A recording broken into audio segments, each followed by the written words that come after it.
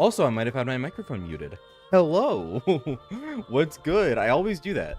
It's because, like, okay, maybe I can have it muted in one scene and not the other. I kind of didn't think of that. But, like, I figured if I kept it unmuted, then, like, you'd hear noise during the intro starting soon screen. But, like, they might actually be able to be separate. Anyway, it's always been my assumption. Hi, Ellie. And hi, Jeff. Welcome, welcome. I see the NEP spam. Hello. This game is really convenient because it's native 4x3, which makes it really easy to just put it off to the side so that my face cam can be here, and it fits really nicely and neatly into the stream there. 16:9 is a little bit more evil, but hope you're all doing great. I'm just gonna be doing some like grinding. I'm not like in story stuff right now. I have, so fun fact for anyone who doesn't know, I played this game already, like the main story, like a year and a half ago, and then I stopped because I was getting burnt out because I was doing like, I first played Disgaea 6 at around that same time in like 2024, and I'd also just finished making one of the Disgaea guides. I think it was Disgaea 4. And then also I played Phantom Brave right after I played Disgaea 6. So I was doing all that at once, and I was like, this is a lot of RPG. So I hit the final boss. I was like, this dude's a tank. I don't care enough. I'm gonna come back to this later. Cut to now. And I'm doing it now, and I plan to like make a whole guide on it and everything. So I'm playing it to completion. These two save files are from like a year and a half ago, and then all the other ones are from when I started now. Which really goes to show my change in habits when it comes to saving games, because I don't know why, but I save like a madman now. I make separate saves like constantly. So I have all this bullshit. But we're in post game right now. I'm kind of coming off of a sickness, so sorry if I cough a little bit. Hopefully it won't be too much. I'm like not sick anymore, but you know, you kind of have that like lingering cough for a little while after. I'm like in that. It's been like a week since I've like actually been sick. But I kind of just figured I'd chill. I've done a couple streams like this where I've just been like grinding and not really necessarily like doing story stuff, and it's been chill. It's chill to just like talk with everyone, and like they've gone well. And I haven't streamed in a long time, so I figured I'd I don't know, do that with this. As you can see, I do have I'm getting there. I'm in the hundreds of levels. I have a couple bottle mails to steal shit because they are cracked when it comes to stealing items. We're watching number go up today. That's the goal. I've barely actually cleared any of the actual content. I like to just watch all the numbers go up and then go through all of it. 16:9 aspect ratios are... Oh, the chat's not showing up. Wait, why isn't the chat showing up? It might be because I literally have it under the image. That makes sense. There we go. That is how it works. Yes. Hello, Midden Miru, welcome. I still have to finish Phantom Brave in 2021. I'm kind of in the same boat. I played this like a year and a half ago and stopped and didn't do post-game stuff. Hey, it's that one game that they made a new one of and put Mad Rat Dead in it. They did put Mad Rat Dead in it. And I get that now because I played Mad Rat Dead. There will be a video on that soon. Fucking phenomenal game. Yes, that's a crazy. They had a lot of crazy polls. Sorry if I have my mic too loud. I don't know. Adjust the volume there. But they had a lot of crazy polls. They put like the Yomawari protagonist, the Yomawari 1 protagonist in that game. They put fucking Liar Princess in that game. Like, I wish they did that with more of their RPGs. Like, I hope they keep doing that kind of shit moving forward. Like, because mostly it's like just stuff from their other like RPGs, like Phantom Brave stuff and ZHP stuff and fucking, I don't know, whatever. Gig from Soul Nomad used to be in all the early games, and he hasn't been in a game in like, in a Disgaea game in like fucking eons. Anyway, like they all cross over with each other very frequently. But like, pulling from the rest of their library like that, like with Mad Rat Dead and Library Princess and like Yomawari and shit. That's really cool. And I hope they do that more. Mad Rat Dead is my favorite games ever. Yes, it is maybe my favorite game I played in 2025. I fell in love with it. It's fantastic.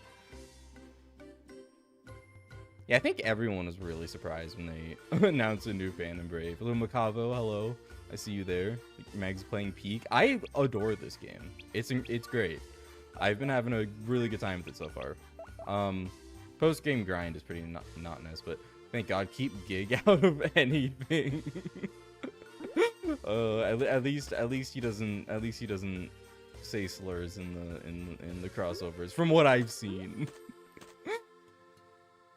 Oh, that is a thing I've been told from in source game Soul Nomad.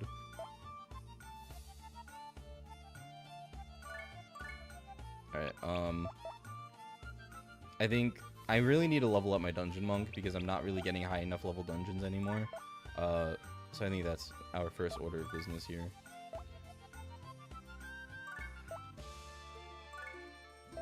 I need to look up exactly how the take home % chance works, because I swear to God, I thought it was just space because I found a formula on the Phantom Brave wiki, and it seems like it just takes into account the item's level and your unit's steal stat.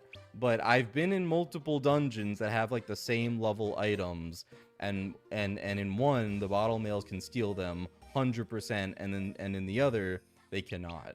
Okay, this is 3141. This is 3175. So I don't know if 30 levels makes that much of a difference, but there might be a thing with like their affinity with like with different types of items. That might be a thing, because I know that is a thing when it comes to like fusion and mana cost. So maybe that take home chance also maybe deals with that. You're using the writing of the ancient gods. I know I'm probably gonna be spouting gibberish, but whatever. We're yapping today. I appreciate Phantom Brave 2 for the DLC. Yeah, I do want to play that soon. I think in terms of the NIS RPGs, I want to play after Phantom Brave. I want to play Makai Kingdom, because I was intentionally saving that for after Phantom Brave, because I know it kind of follows up on Phantom Brave in terms of its mechanics. I've heard it's basically just Phantom Brave, but like it plays like Phantom Brave, but it's like polished. It kind of plays better, but it uses a lot of the same systems, and also some of like the side characters kind of like are in it, and it kind of follows up on like loose threads. That's my impression of it. So I from what I've heard, so I want to play that next, and then I might just play Phantom Brave 2 after that. That might be the order of things, but we'll see. The Lost Hero. Kai Kingdom is also great. I've heard such great things about it. Like it is really, I'm really excited to play it. And also I love Zeta from what I've seen of him in like the crossover content, like from Disgaea and everything like that. He's fantastic. he looks cool. I want to see more of him. I want to see Makai Kingdom.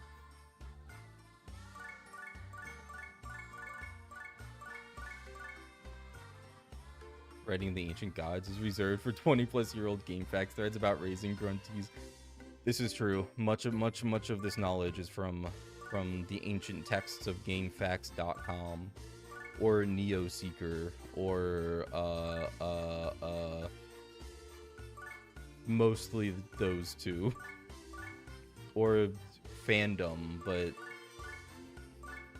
that's evil, a necessary evil, but an evil nonetheless. If that wiki could just like copy paste itself onto any other host, then it would be good.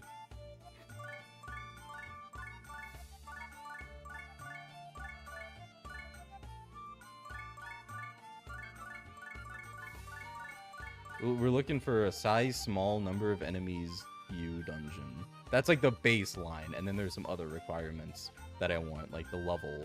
So I want like a probably like a 700 or 800 level around there dungeon. that I can like survive for with a lot of floors is what I'm looking for. Like something that's a little bit higher than the level I'm at now, and then this might be okay. But item prohibited. This means you can't. That red item prohibited means you can't bring in any items, and that's dog shit. We don't want. We don't want that.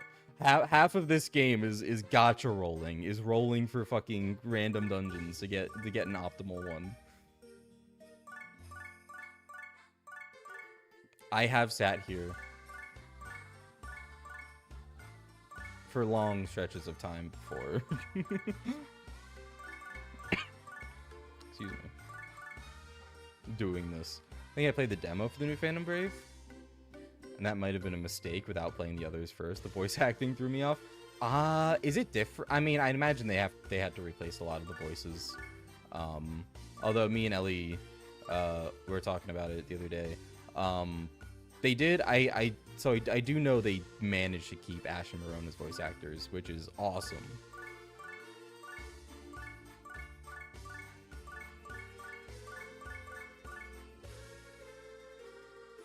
Do you have to kill every enemy on the floor to move on? Yes, you do. Yes, you do. Which is kind of the reason we want few enemies.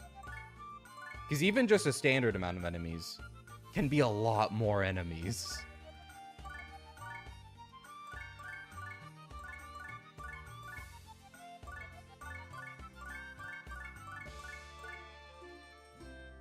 Hello, that you are the Ellie in the question.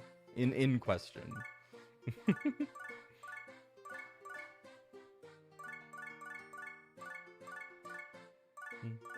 I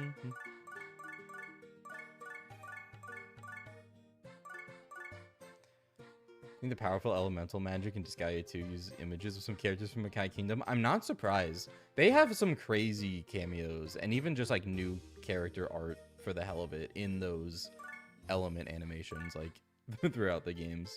I love those. I will always love the fact that one of them it's Omega Star, I think it is, in Disgaea 5. The character they made for that one, the art is drawn by the same artist that did Battle Princess of Arcadia. So it has that really distinct art style, and I love that art style. This is true. Ellie is the coolest ever.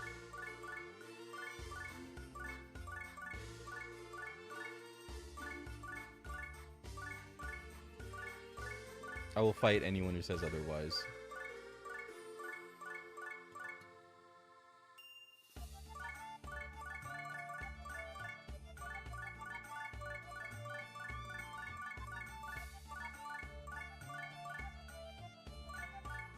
Now, I might be able... Okay, this is almost really good. Listen, I know it's enemy level 3000, but listen, okay?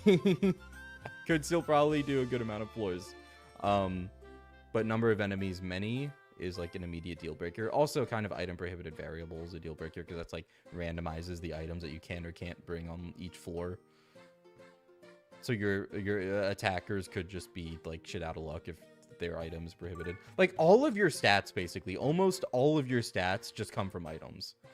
So if you can't bring your item in, like that's a bust right there. You only have one item equipped at a time.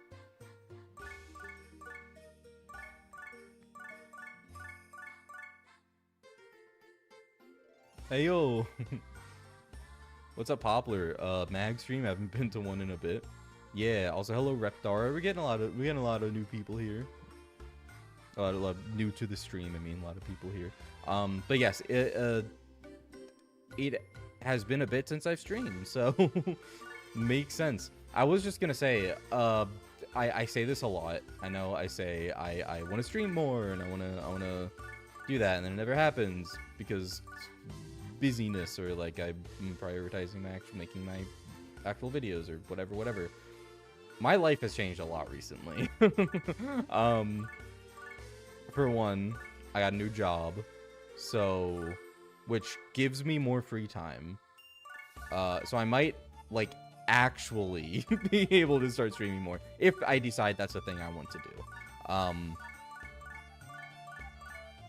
I'll see how that works. But so I'm trying to like focus on like getting a dungeon here and talking at the same time. But I like streaming is fun.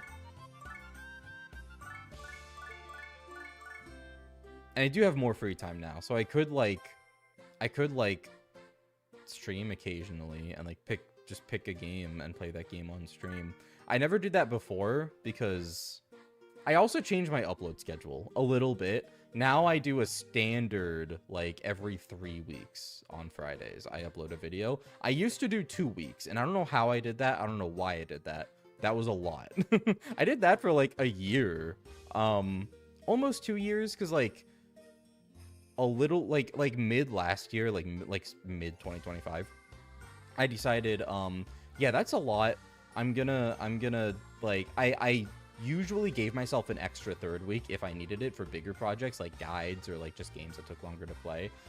But since then I've just went fuck it. Like I want more time and I want to be able to like not feel like I need more time. I just want to like, if I want to do, you know, multiple long videos in a row or like just have more time to like play longer games and not have to worry about that as much, I'm just like fuck it, 3 weeks is the standard now. So I upload every 3 Fridays, and I do have some big projects planned for this year, like Phantom Brave guide, other guides on other NIS games. Also Neptunia 4 is going to be a big one because that is another one where it's like 2 long RPGs I'm playing and then, you know, reviewing both versions. So all of that's happening this year. But also, like, I have a new job, I have more free time, so I'm not nearly as worried about like video scheduling now. I kind of know all the videos that I want to do this year, and I'm like, okay, I have time. I'm not that worried about it anymore, so I could use a lot of that time to like stream. I'm also using a lot of that time to play games in my own time. I actually like am trying to play games just off stream, like just for myself, because I haven't really done that in the past like year or two since I started making videos.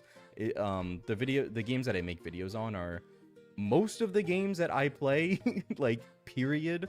So that's changing now. I've been playing like more, you know, devoting like some of my free time to just playing games that I want to play and explore, not do videos on. That's been working out well. I've played a couple of the Sly Cooper games. I've gotten really into Rhythm Heaven, by the way. I fucking love Rhythm Heaven. I played Rhythm Heaven DS. I got it perfect in all the songs. It's great. I fell in love with it. I am now playing a fan patch of the original Rhythm Tengoku, and it's really cool, so I want to play the rest of the series. I'm getting really into that. So anyway, big things happening. A lot of other games I just want to, you know, play for the hell of it. So it's like, it's nice to actually have an outlet for that now.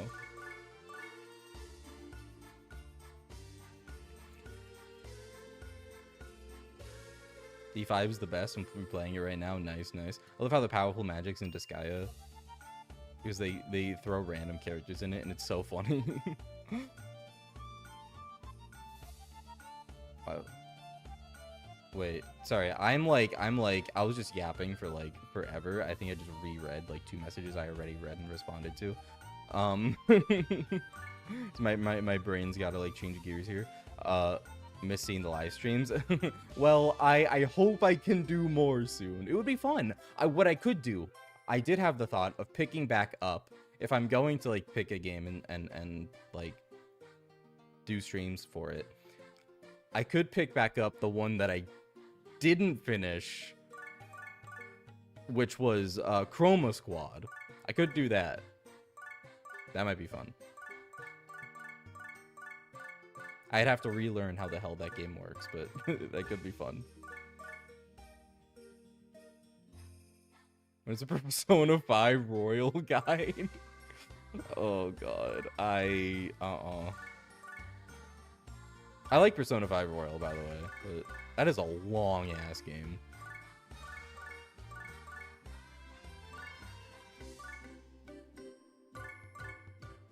Also, I don't like it as much as the other Persona games. I like most Persona games better than Persona 5.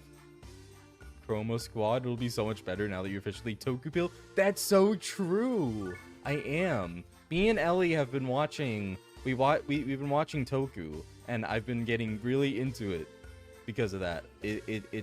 We watched the Sentai series first, which was Shinkenger, Peak Fiction, goated, amazing. And now we've been watching Kamen Rider W.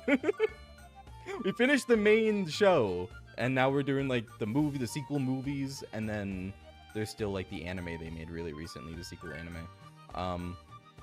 But yeah, so with that context, Chroma Squad, I will be able to appreciate Chroma Squad better. Since it is very Toku inspired. Specifically Power Rangers. Which is basically just Americanized Sentai. Basically, literally. Rhythm Heaven is goated. Let's go, brother. Rhythm Heaven DS. Rhythm Heaven... It's so good. It's so good. I got really into it. Professional Maui doo-wop hater. Fuck Maui doo-wop. Put that on the record. Wait, this... this one... If it weren't for the item prohibited variable, this would have been, like, perfect. This would have been incredible. Do I still go for it? It's such a bad idea to go for it. It depends. It actually... I'll still at least buy it. It depends on how many enemies are there per floor. Because genuinely, it's not uncommon for dungeons with few enemies for that amount to only be like one enemy per floor. And if that's the case, I mean, I have enough heavy hitting items and phantoms as to where someone will be able to just one shot the enemy, even if some items are prohibited. So we'll see.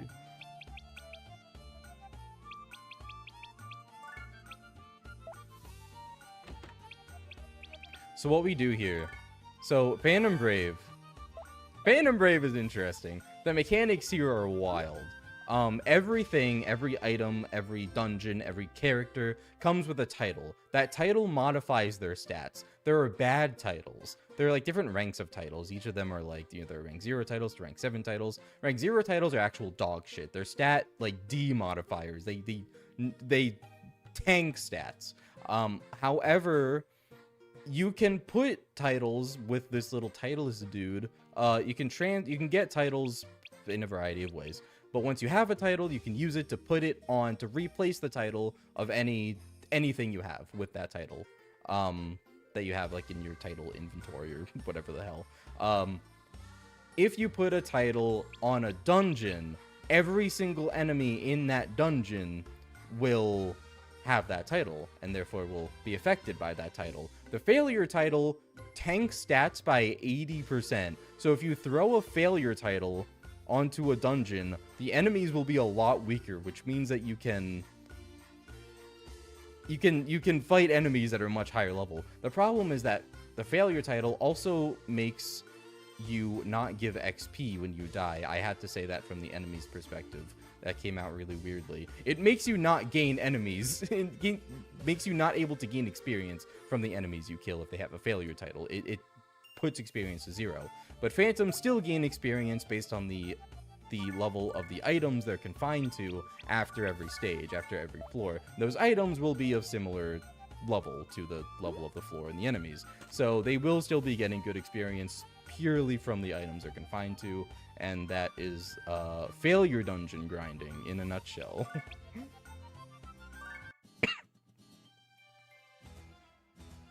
Rank 0 titles are even less than dog shit. This has like 3 enemies. This is 4 enemies. This isn't gonna work out. Like I could get lucky, but not for like 99 floors or however. I wouldn't go all those floors at once. It is good to stay in the dungeon for a while because each consecutive floor you clear adds a multiplier to that, like, experience, to the experience you get from being confined. So, you actually start out, even if the enemies are much higher level than you, you still don't gain that much experience. from confining to much higher level items. But the longer you stay in the dungeon, the more the multiplier increases, and then you like will start seeing those gains. But like I'm not gonna get lucky with item prohibited variable for like fucking however many floors they go up in a row. So we're creating another dungeon. How majestic the title screen is for Phantom Brave. Yeah, it's amazing. I love it. What if the Phantom Braves or Phantom Thieves? Hello, Bugwells. Phantom Brave. I need to lock in here. This would be perfect, actually, kind of, if it had more than 13 floors.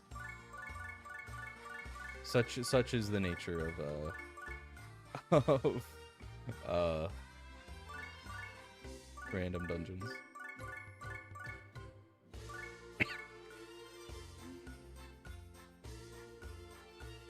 They should do another Kamen Rider Dragon Knight for American audiences because it's just slightly more mature Power Rangers.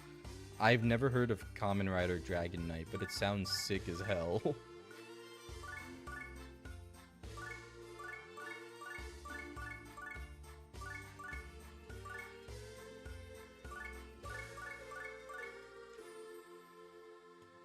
Again, even 28 floors is like not that many.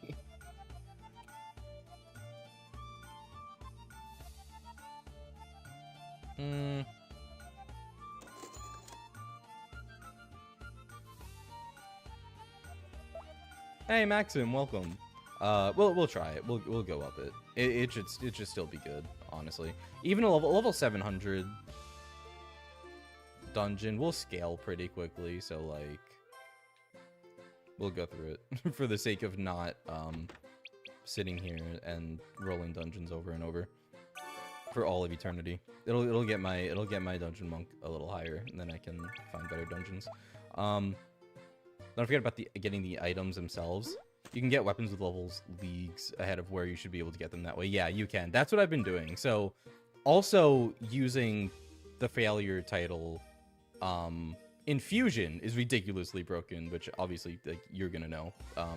But like, yeah, it's the failure title is fucking broken.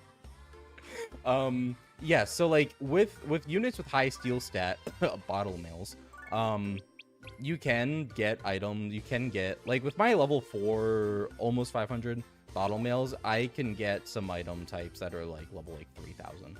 I've been able to do that. And then you can since when you fuse, since the failure title tanks your stats, if you fuse an item, so like there's the base item which you keep, and then there's the fusion item which is fused into the base item, and it's supposed to like strengthen the base item if like the stats are right. So if the fusion item has higher stats than the base item, then the base item stats like increase a little bit. It's like some kind of average between the two stat numbers. So if you tank the fuck out of your base item's stats with the failure title by putting a failure title on it and then fuse it, the stat difference is gonna be a lot greater. Like the change is gonna be a lot greater, and then you can put the original title back on, and then like the positive stat modifier will just fucking we'll just skyrocket the stats. It's incredible. Yeah, I have some. This dagger has 100, is giving me 145,000. Well, it's defense, 97,000 attack. One of the high level dungeons I was able to like steal stuff from consistently, not too long ago was filled with rocks. There's only like one item type, like per dungeon. Well, it could be various, but that's only one of many things you can get. So it was rocks, which have high defense. So a lot of these just have really high defense now. But yeah, this one has high int. 190,000 int, which is fucking crack. That's on my witch. Anyway.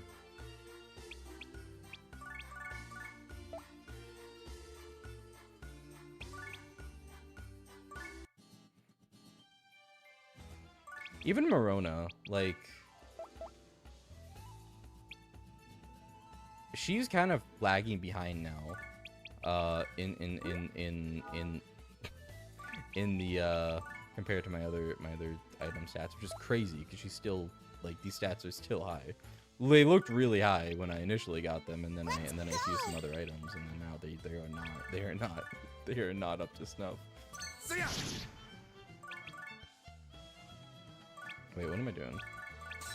Okay, I need to get in the zone because I need to Let's go. level up my shit. Let's do it.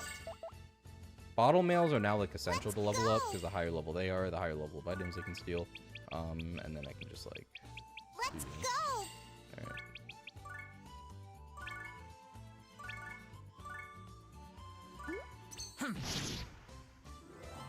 Funny part is that my native language, Moroni, is the plural of a rude way to say balls. Morona means the feminine of balls. It's fantastic. We're getting the point of transferring passives around. The only one that I have, because some of them cost a fuck ton of mana to do that, but yes, the only one I've actually passed is quick attack to my dungeon monk, because like that's kind of essential to to be able to escape dungeons a lot easier. But that's the only one I know about. Like the healing ones, like healing steps and I think healing birth, the one that which is one that heals when you're confined to something. Those would be good to level up for, because I hate the way HP works in this game. You don't get any of the bonus HP that an item gives you. You don't get that when you spawn on a map.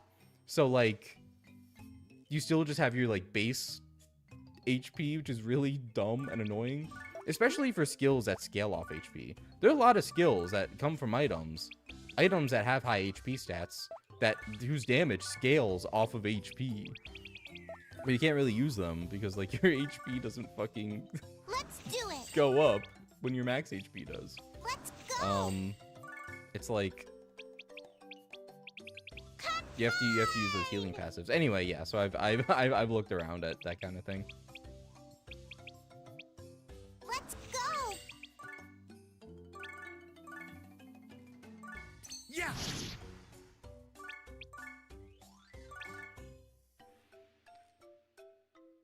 Like a full 100% heal every. Yeah, which is broken on Morona. I can imagine. Dear Lord, yeah. Because if she doesn't like. Because she doesn't, obviously, she stays on the map permanently, so she can just keep healing every turn. Yeah, that's a little bit, a little bit nice.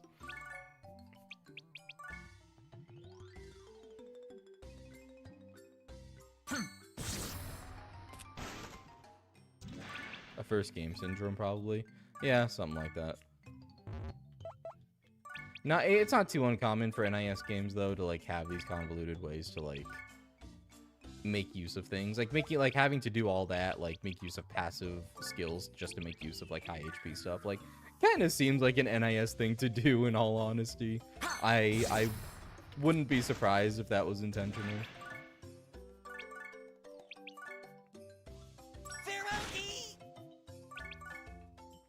Yeah, I'm massively outspeeding all these enemies.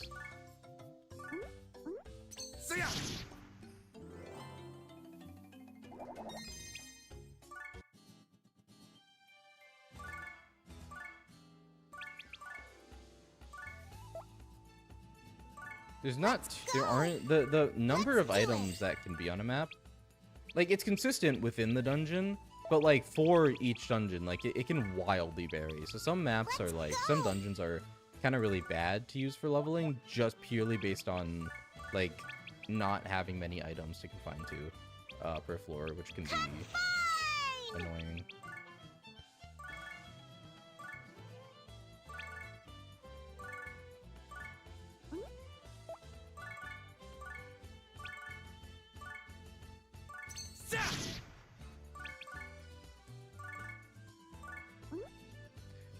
Appreciate speedruns of NIS games. People will find the silliest ways to power level. Yeah, God, I haven't watched many, but like, I can imagine, because I would think speedruns just rely on like, yeah, finding the most like batshit insane way to to level quickly, and I think that is hilarious.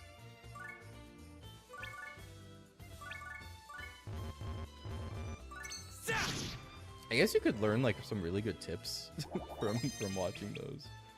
even just for playing the game normally. And then you just get maps like that where there are like 0 enemies.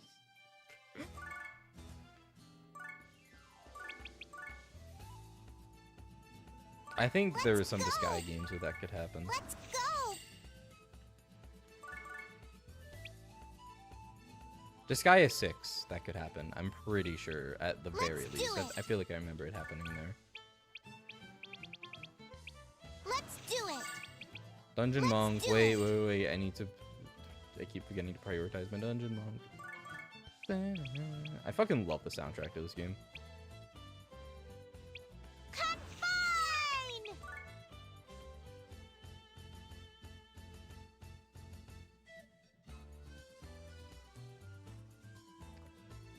Huh.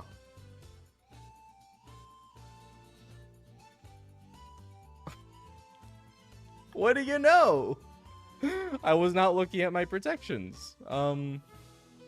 He was confined to an enemy that had a damage 70% effect. And yeah, he just fucking died. That's awesome.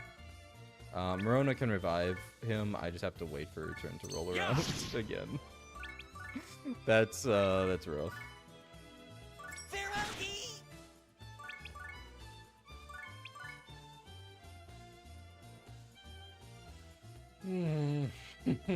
My Dungeon Monk had that too. Fuck, who else? Where's that coming from? Oh. So just multiple items were giving out that. No, this was giving 270s. This is giving a 60. To who? Oh. So Koru's about to die too. No, he's not receiving it. Oh, to an enemy. Weird. Okay. Well, you're dead. Morona can revive them both in separate turns.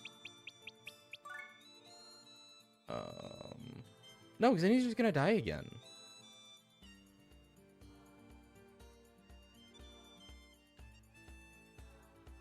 I'm gonna have to leave one of them behind. Like, I'm not kidding. Wait. I'm gonna have to leave. Wait, hold on. How do I do this? They both have quick attack, so they're both gonna act immediately upon reviving. And then they're just gonna die again.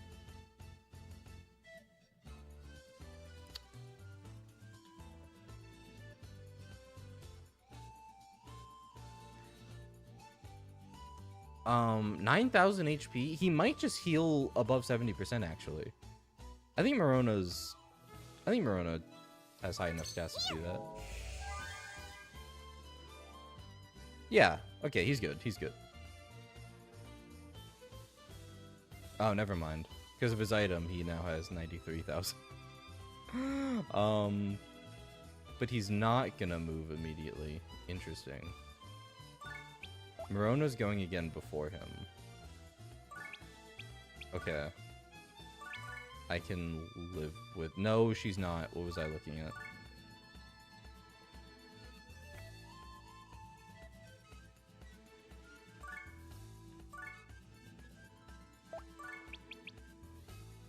Let's just reset. I've only gone up 5 floors. Let's just fucking reset.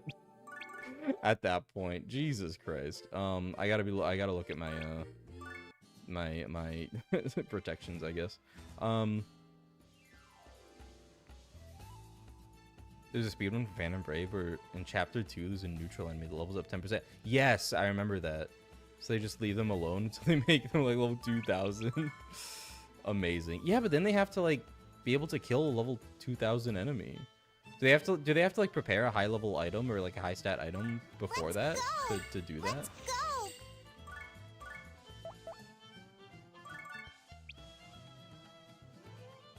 In order to kill them... Oh, sorry, you explained. In order to kill them, they just confine a phantom with Big Bang. Because their health never increases, and... Oh, that makes so much sense, and Big Bang ignores defense. That's crazy. You purposefully level up a merchant because their shop scales to the merchant's level, and boom, top-end equipment early on. That's wild. I love that. Yeah, because I guess they would get more money then from killing a higher level unit, right? Okay. Let's Dungeon go. monk. Confine. Confine. Confine. Fusionist leveling up is also huge because less mana cost Yeah. for fusion. Tons of money. Hello, Zio. Soundtrack is so adventurous and sweet. It makes you really feel in a coastline ambient. Yeah, I agree. That's part of why I love it.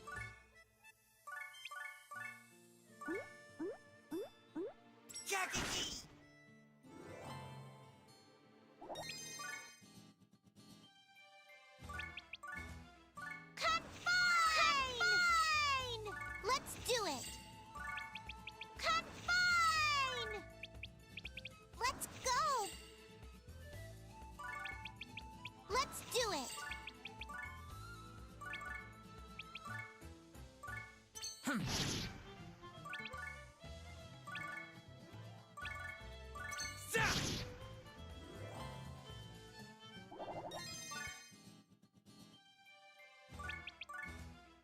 Confine. Confine. Let's do it. Confine. Let's go. Confine. Another oddity, the physics of this game, which talking about physics, by the way, in a strategy RPG, in and of itself is an insane idea. But an oddity about the physics of this game is that you, like, if you confine on top of another item, if, like, something is on top of you, you'll just automatically equip it. If even if you had an item equipped before. Like, I guess I've noticed, like, even the phantoms I have items equipped on, if they confine on top of another item, like these two items are stacked on top of each other, if these were more evenly aligned, I don't think they're aligned enough for it to happen here. But if they were more evenly aligned, if I were to confine on the bottom one, the top one would just automatically become equipped. Same goes for enemies, by the way. You can equip an enemy. Let's do it. And that can be very annoying when it's like the last enemy left and it's like, oh Let's do fuck, it. I accidentally Let's confined do it. the enemy onto one of my phantoms. I have to wait for my phantom's turn so I can like throw the enemy off. Or the enemy's turn goes first and they just fucking kill the phantom because you can't do anything to them if they're equipped on something else. Which is really, really bizarre. Let's do it. Confine. Let's do it.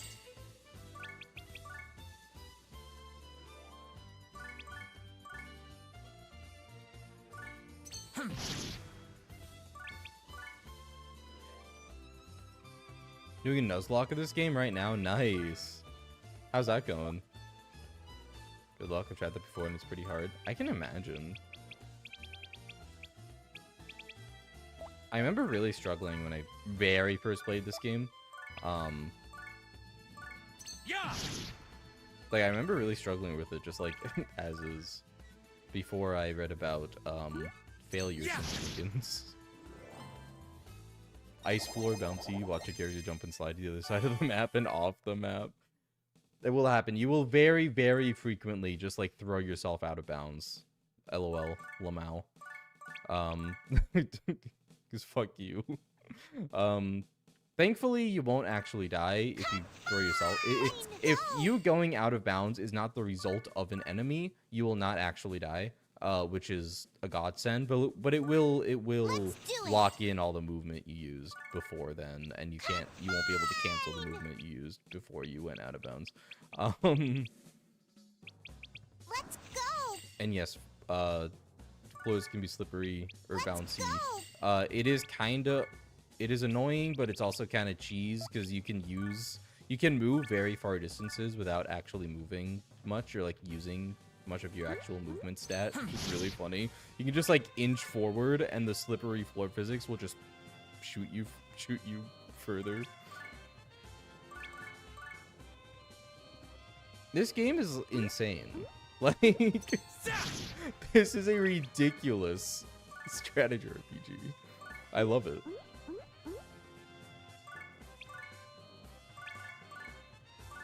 Yeah.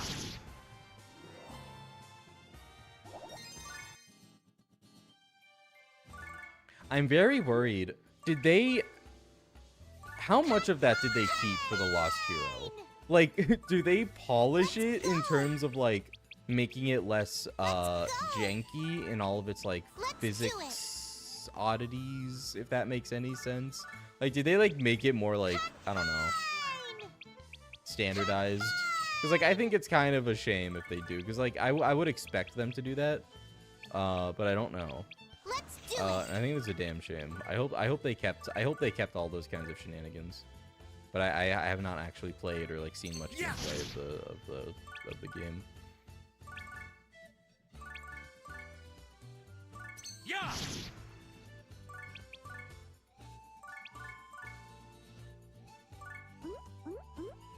Yeah.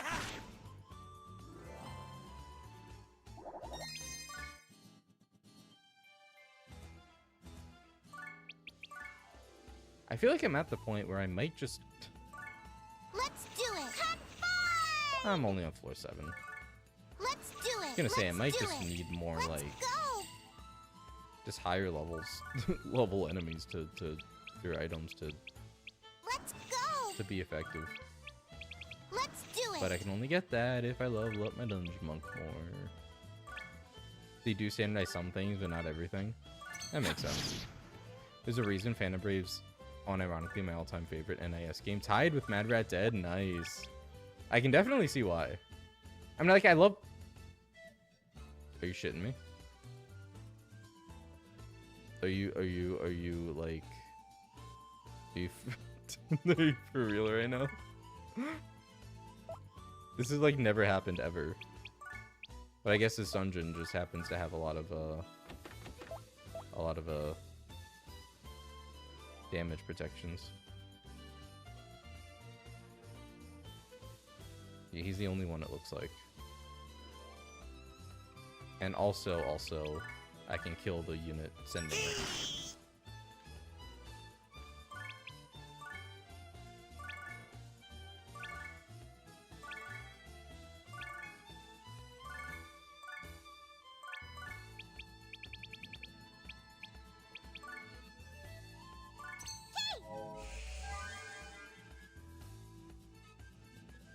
Sick.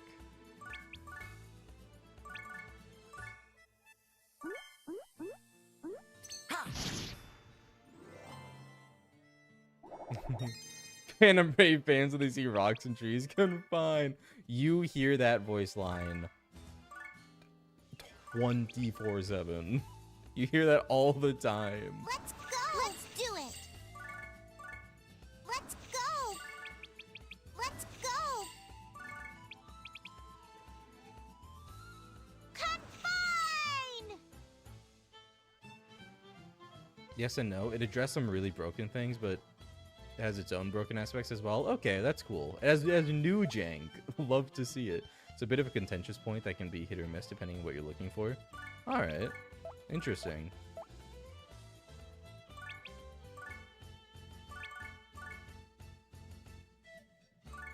I just think the a lot of the things that are like broken in this game, both in terms of like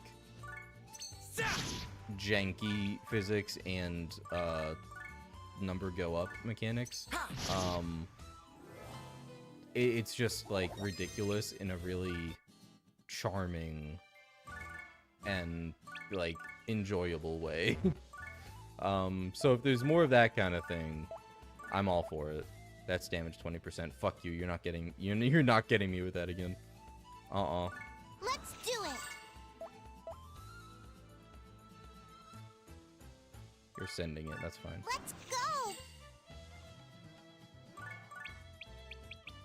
Let's go. Let's go. Yeah.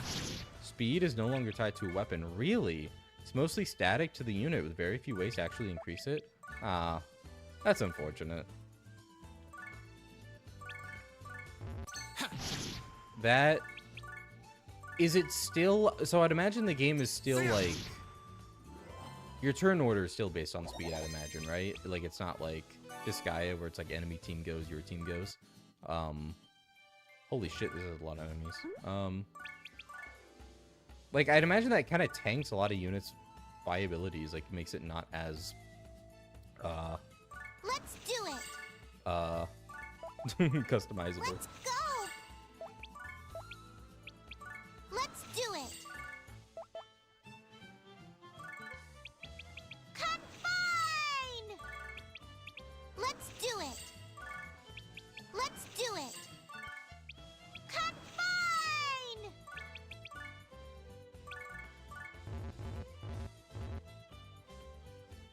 See ya. You understand why? Because having a weapon type that does damage and makes you have move more turns is too ridiculous. Like, that's true. But you have to, like, earn that weapon, you know? You have to make it, and that's why it's cool. Yeah. That's why it's satisfying. But yeah, I mean, I get it for, like, balance purposes. Oh, see, like that. Like, fucking, my merchant is holding an enemy right now. Because I, like, confined on top of it, or under it. And now she's just gonna be dead, because, like, she's low level. She's not meant to have an item. She doesn't have speed. So I have to wait for her turn to roll around. The enemy's gonna get a turn before her, and the enemy's just gonna kill her. Like, I can't do anything to this enemy. Like, that is one of the things I genuinely don't like. You cannot, like, damage an enemy that is equipped on a on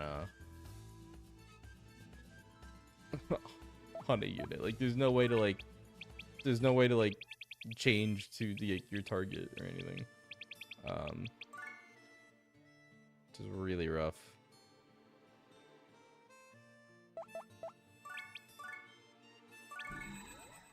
So you have to be careful about that too. I was not careful. On the offhand, you get an ability equivalent system? Oh, interesting. Where you can have someone bombard the entire map with a fish. Yeah.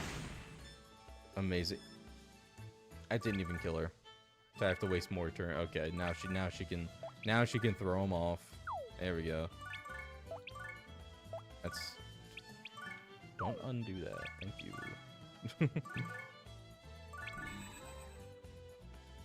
Anywho.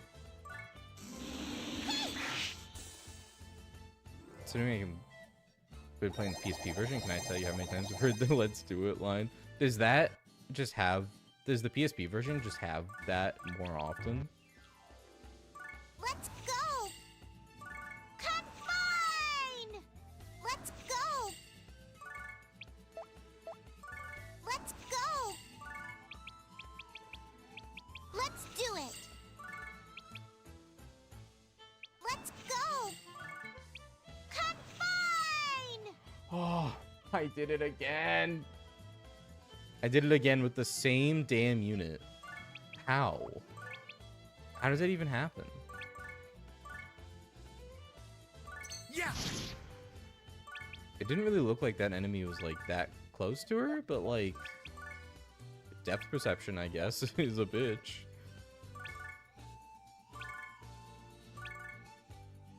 It's the only line? That's crazy.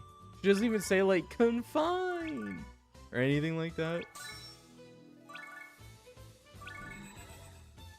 Is it faster to level by going through rapid floors? You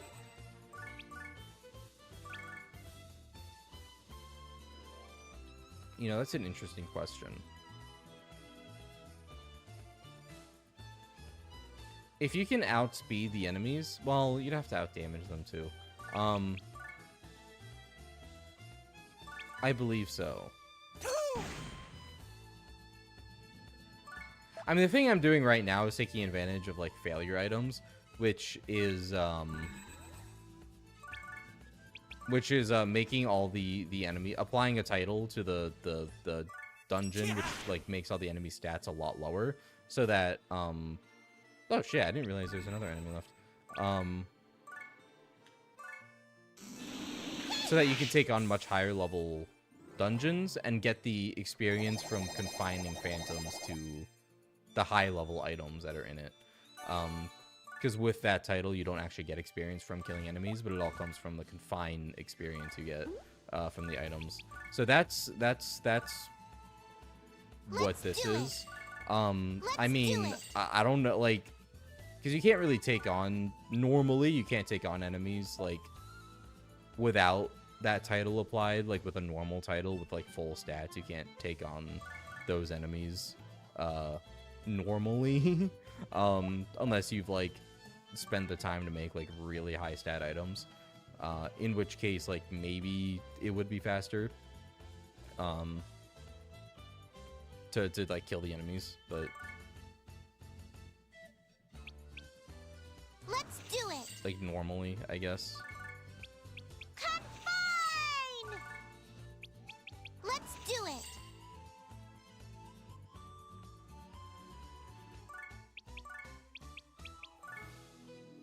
I think I lost the plot a little bit. Because I'm still going, I'm still like killing all the enemies. Because you have to progress. By the way, the jump from Scarlet the Brave to Second Sulfur is fucking stupid. I don't know what's in post game. I didn't know any of that was in post game. I'm gonna tell you that. I'm gonna tell you that. Interesting. Let's do it. Let's go. I've done some of the Humuda Triangle maps. That's it.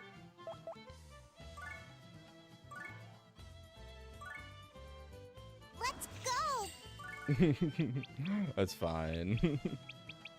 Let's do it. Confine! Confine! Confine!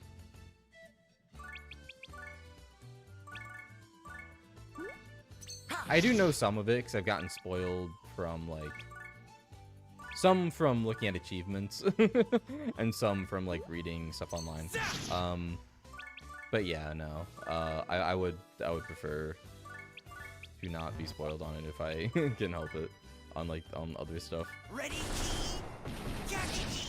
Unfortunately, I did get spoiled on the very first Bermuda Triangle map, like a day before I actually got to it and like finished the game and did it, because I was reading like a thread on like what post game stuff there is, because I knew I was getting like, so I did it to myself, obviously, but because I was getting near the end of the game, I was like, what content is there in post game? Like what do I do? What am I about to do?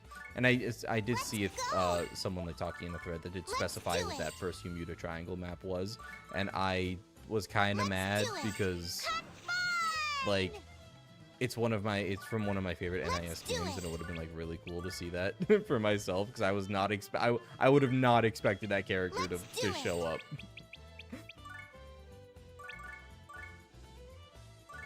It is what it is. Still really fucking cool.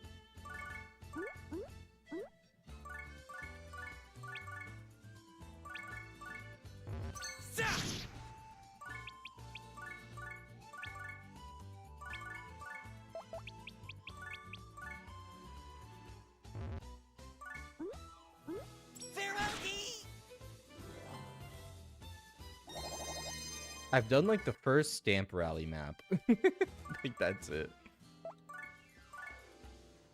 I'm just grinding. I'm just watching number go up first. Damage 20%. Nuh-uh. Yes, that one, Milk. Confine! Let's go!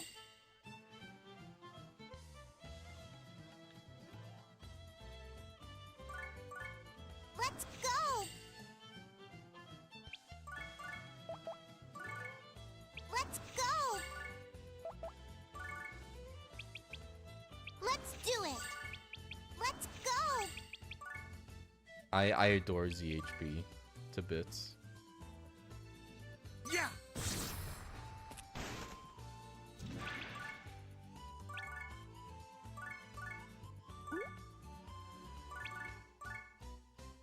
I have been asked when I would do Guided Fate Paradox, which is of course ZHP's like kind of spiritual sequel, successor. Definitely will in the future, but I guess I'm prioritizing like the Let's other do it. like main NIS Let's do it. RPGs. Let's go. Like Phantom Brave and Makai Kingdom. Confine. Let's But I am very go. interested in Guided Fate for sure. Confine.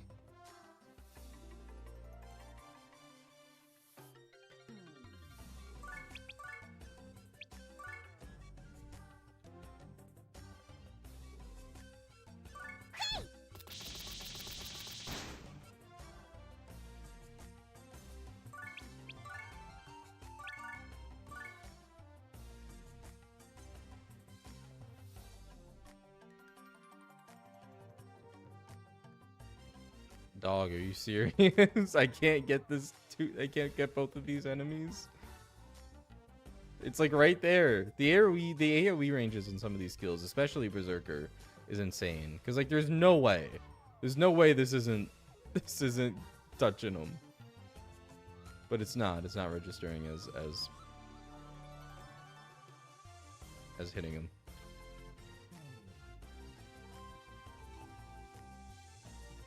Yeah. Been stomped on HP post game for a while because of drop rates. I can feel that. I understand. The RNG is a little bit of a nightmare. Oh, there we go. I made it work.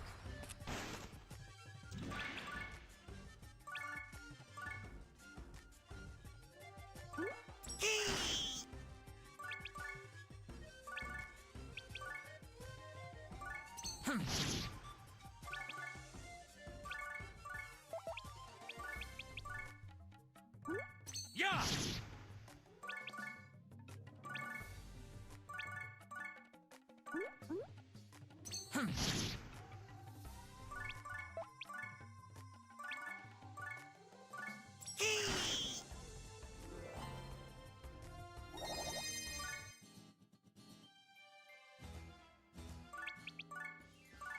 Let's do it. Let's go.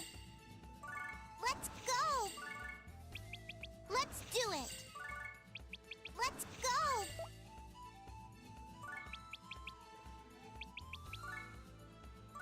Let's go.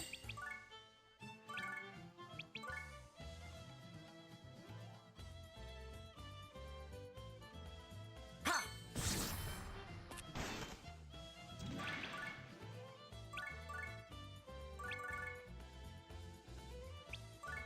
Yeah.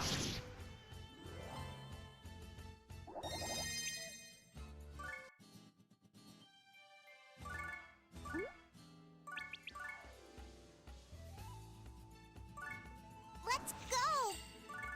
Confine. Let's go. Confine. Confine.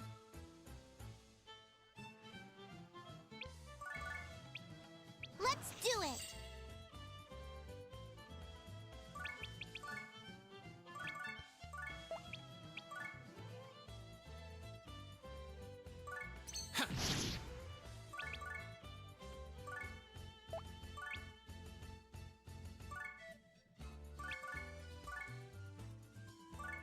Yeah.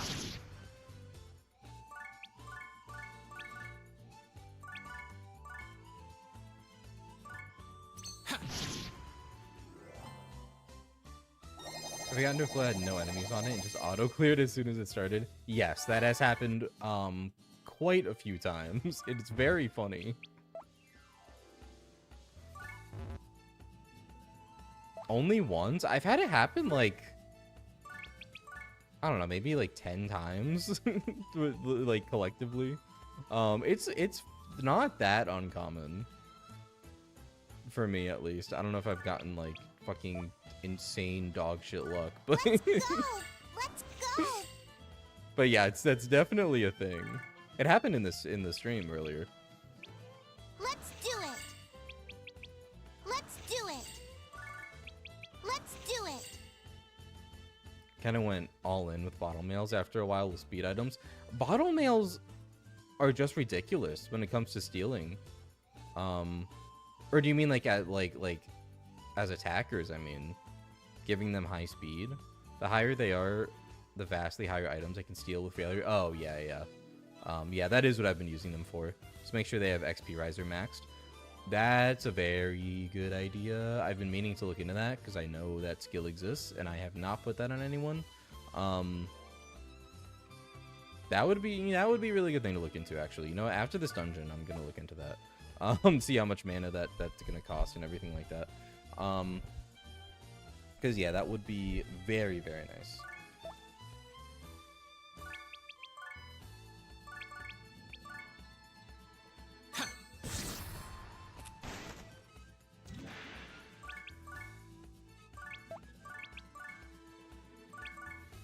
But that is why I am like consistently putting my bottle mails out. Yeah.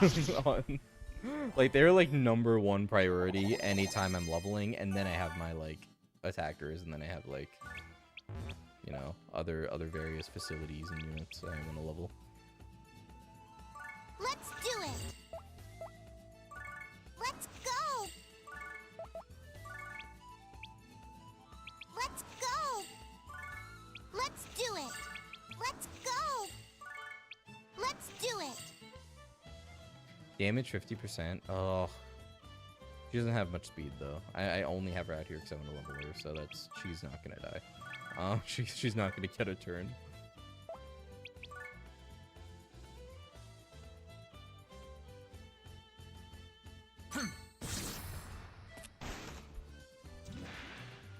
I know chat's a little bit misaligned. I think I tried to like fix that earlier, and it's just like being mean. It's like snapping into place, and it's just misaligned either way. So whatever.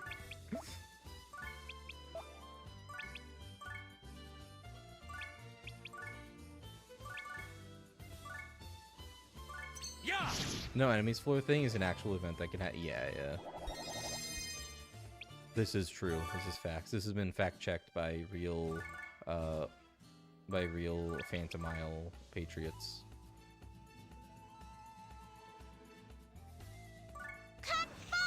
Let's do it. Confine. Let's do it. Confine. Let's do it. Let's do it.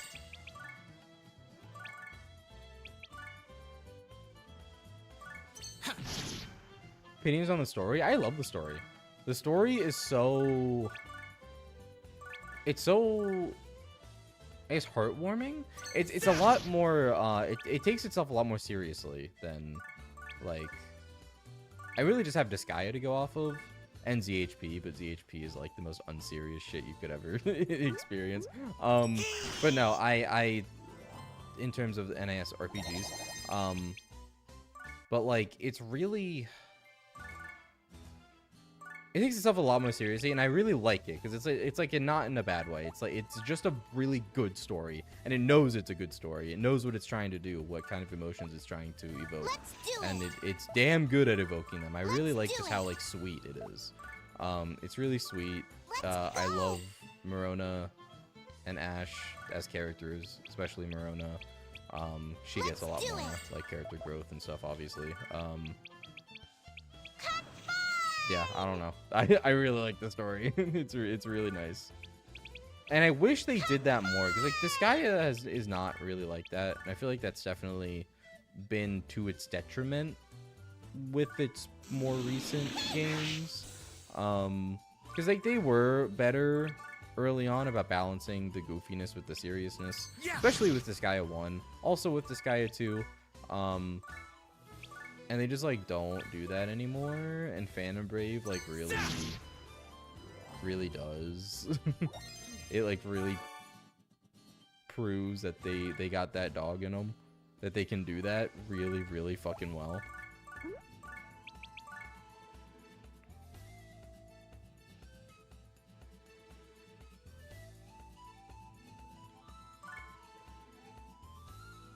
This guy, if I tried to do a serious story and failed miserably.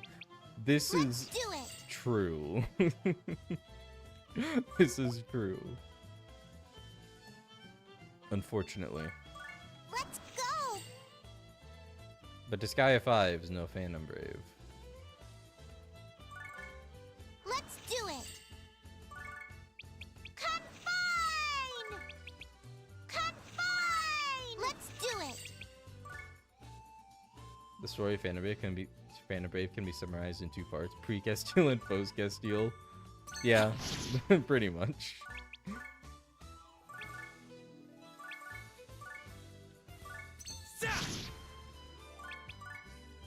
I love them though. I love Morona and Castile. They are so great, and I love their dynamic.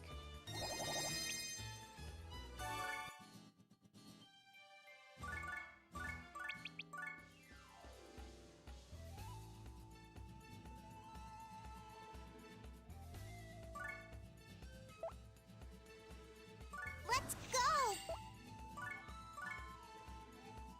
Sending. Let's Not do receiving, sending damage. it. Let's go. This is important. What floor is this? 24? This had what, 28 floors? I think. I don't want to like... I guess it's not really a big deal if I hit the boss floor. Because, like... Let's do it. My Dungeon Monk has quick attack, I'll be fine. I can use it. I can use return. But I'm still like really paranoid because boss units are fucking strong. I still have that instinct of like, oh, don't let myself get to the last floor and get my shit rocked by the boss. So a lot of NS and more serious stories tend to be handled by the Disgaea adjacent titles. La Pucelle and Soul Nomad. Okay, Disgaea itself tends to be on the sillier end. Yeah, I am definitely looking forward to seeing that then. Because I'm definitely interested in those. I'm intentionally holding... I don't know how much Rhapsody actually, like, is connected to La Pucelle, or how much they actually, like...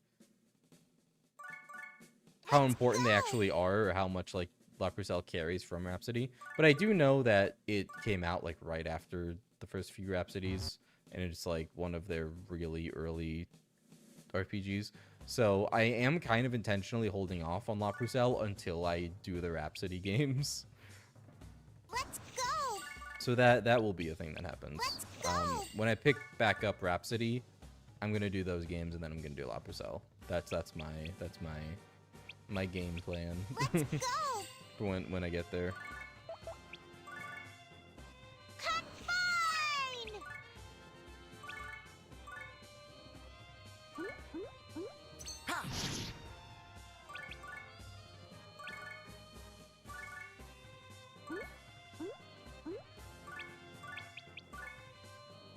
Yeah.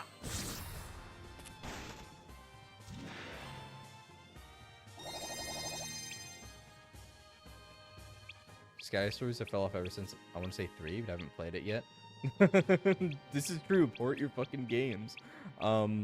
Yeah, I would also say 3 was had a really good story. It was... I want to say it had a good story. It did do that good balance of, like, silly and serious. I love Mao's character progression and all of that. It's just... It's so unbelievably on the nose. I kind of, like, have, like, a little bit... Not disgust, but a little bit of, like... I don't know. A little bit of I'm averse to it. And I can't really, like, make myself not feel like that. Because it's like, it's so, I don't know, like, the emotional aspects and, like, the whole heart stuff is, like, it's really sweet, and, like, I get what they're doing with Mao. It's just, like, it's so on the nose with having, like, a whole, like, I don't know. I don't know, man. I love it, though. I do love it. I love it as a story, and I love the characters. It's just, like, ideas of, like, having a literal, like, heart vault or whatever they do, and, like, all those kinds of things. Something about that is like really goofy, and I think it's like unintentionally goofy. Yeah. You'd actually recommend that? I appreciated a couple things in Love Yourself more after going through the Rhapsody trilogy. Okay, that's really good to hear. It's not directly related, but it's still subtly related. I will definitely do that then. I kind of had that impression, Yeah. but I wasn't 100% sure.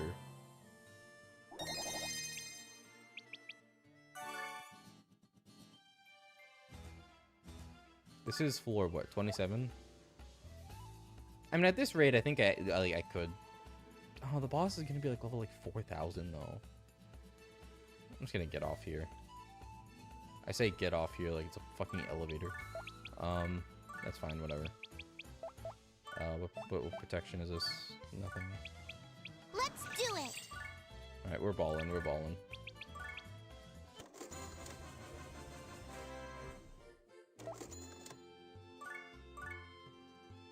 I dislike the story for Disgaea 4 especially. I cannot blame you one bit. It messes with the lore so much, and I found the character flanderization was at its worst and most disrespectful. I have a weak spot in that regard for Fuka. I love Fuka. I would die for her. I 100% understand why people find her annoying. I think that's part of her charm. I like how unbelievably obnoxious she is. And I think it's just like, it's stupid, and something about her is like really cute, and I like her. Like that kind of characterization. Yeah, I can't really say the same for the other characters. I totally like see where that comes from. A lot of the like, it is like the definition of like one note gags and lack of character progression and shit like that. I think it kind of stays that way for the other games, not to the degree Disgaea 4 has it. Like Disgaea 5 Disgaea 5 is just Disgaea 5.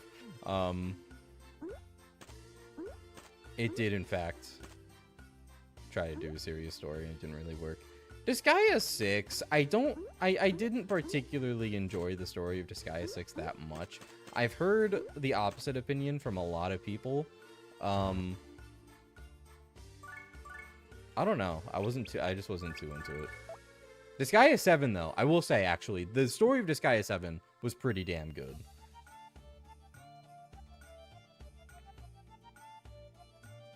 Five onwards is a step up to me, so I don't mind them. 7 is a bit too memey with the names, but its heart is in the right place. I definitely feel the same about 7's heart being in the right place. I like, something about it just felt like it was trying to like be, I don't know, more like in a good way. I like the way like all the characters actually like intertwine with each other, and like they actually have connections with each other. Like it seemed to be like a more kind of a deeper story. I really like the way 7 did it.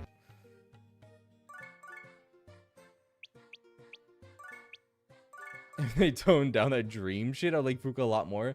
I even despite everything I just said, I agree, because the dream shit gets so repetitive. That is literally her one gag.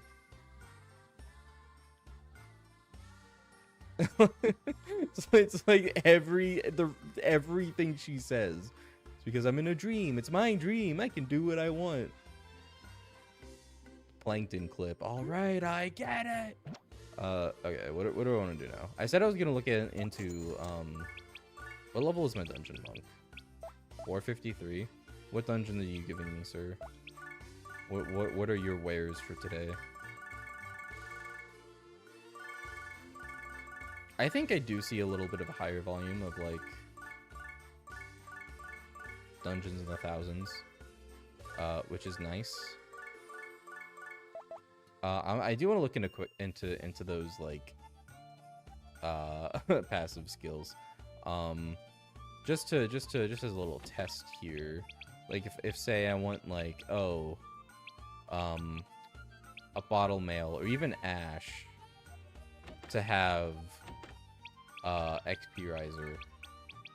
Oh, Holy fuck, it's only 3,600? I thought that shit would be monumentally expensive. We might be balling right now. Let's give this... So, like, I don't want to get rid of my Dungeon Monk, but what I do want to do, is just, like, make a Dungeon Monk. Make multiple. And just, like, fuse a whole bunch of XP risers. The mana cost is probably going to go up a lot when, like, I fuse other skills that will, like, increase the... Because I think you increase the passive skills just by fusing, like, more of that passive skill onto the character. I think. Am I correct on that? Like, if I give XP riser, which that's at level 20, onto a character, to level it up, I would have to do the same exact thing, basically, and like that, the level of the XP riser would add to the level of the XP riser that's already there. I think that's how that works. I got to a point where a character in the game had to comment on it. XP riser is relatively cheap. It does take a while to max out. Okay, that makes sense. I sacrificed literal hundreds of monks. Oh, fuck me, dude. Remember, you can put it on a slime, max it out. Yeah, because slimes, I do know about that, because slimes have, like, high compatibility with, like, every other unit. Like, going both ways. So, if that is a good thing to do, if the units you're actually trying to transfer to have, like, really low compatibility. Okay.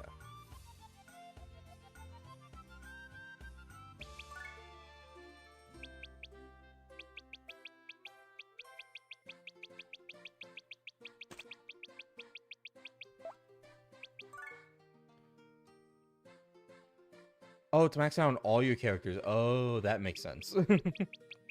That makes sense. How many characters is that? I mean, like, when you say all your characters, you mean, like, just your main attackers? Or, like, how many characters are we talking here?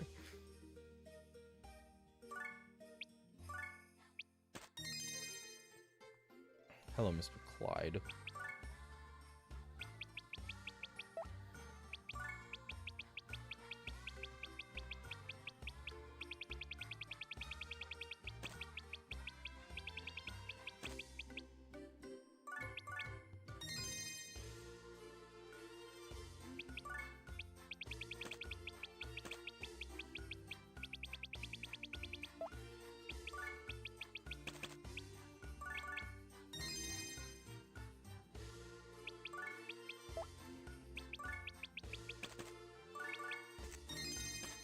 So, okay, for example, if I have, like, 4 Dungeon Monks, I don't think they're going to have the skill right away. I think they need to level up a little bit, at least, to get the skill.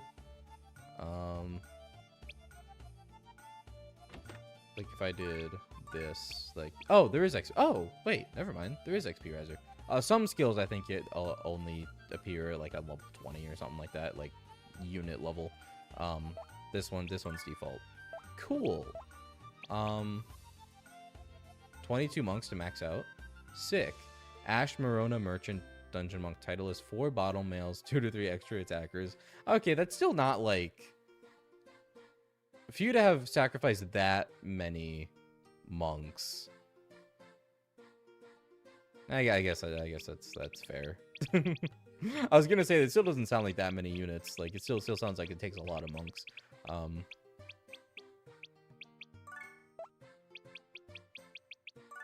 We're about to find out.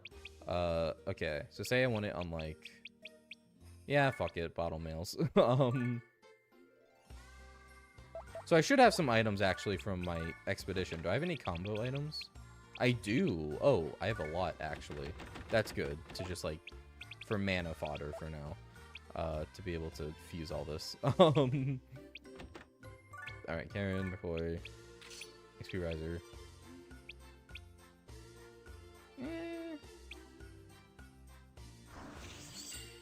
So that's level 20 now. What happens now?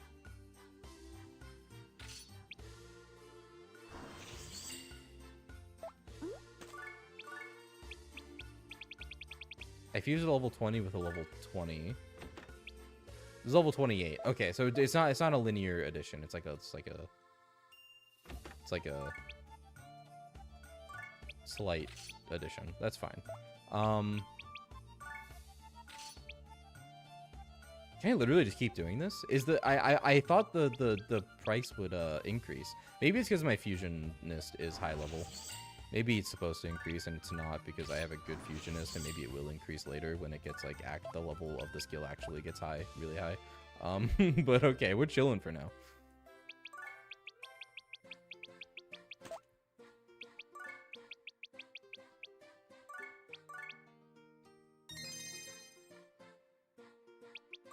It was sacrificing monks.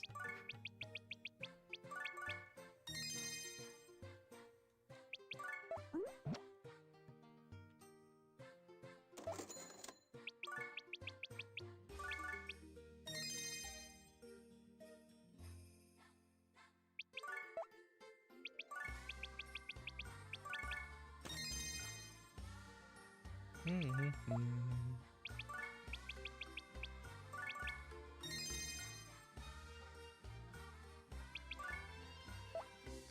50 population for both where both units and items count does not sound like much, but somehow I like have never been close to running up against it. Like I've been close. That's because I've gained a lot of like random items from like I did a lot of dungeon crawling, then I actually used my shit, and like my population has never stayed that high, which is kind of wild.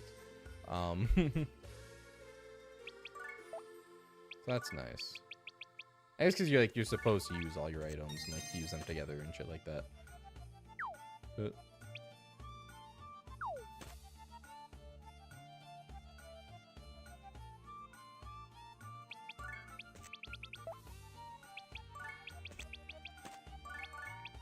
22 monks to max out. Fine by me. XP rise to level 41. Let's go. 1500.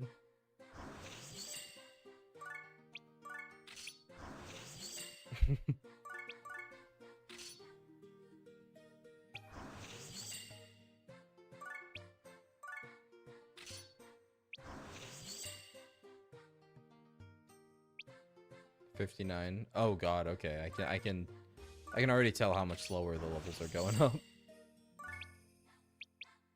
62, yeah.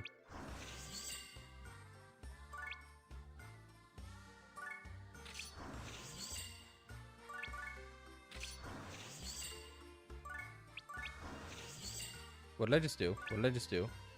That was my last monk, I think. Okay. That's fine. I thought I fused a different unit. It had XP riser, so yeah, obviously it was a monk.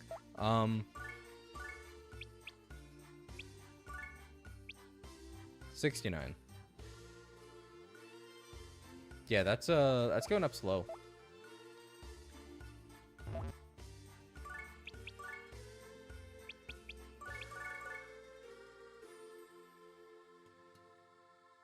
Let me just make a little timestamp note.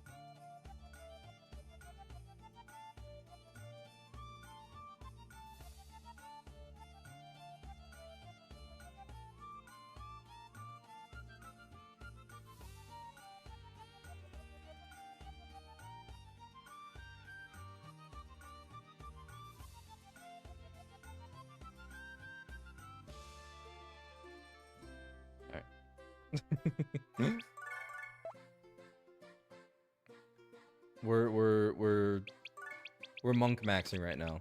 Let's keep going. So I at least want it on my bottle mails. I mean, I could have it on my attackers too, but like item stats are so much more. A. His name is A. I don't know if that was like a misinput on my part, if I accidentally hit a button, or like a random name was just A. I think I hit a button actually on that screen. Anyway, he's A. I think really just the bottle mails are like priority right now. Just they can steal shit.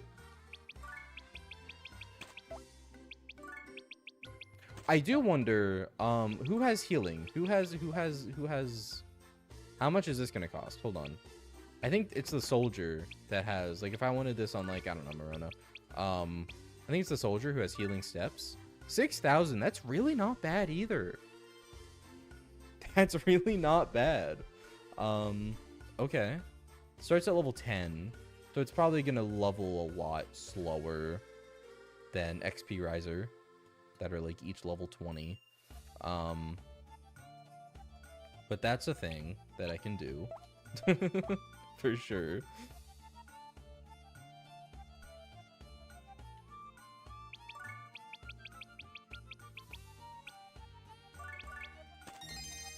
Martini, like off stream, I'll probably do that.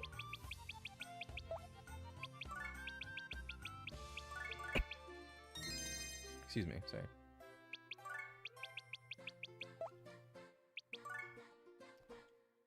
Ooh, what just uploaded here? Ooh. A collaboration that I was a part of a while ago just uploaded. I just got a notification about it. Fun times. Fun times.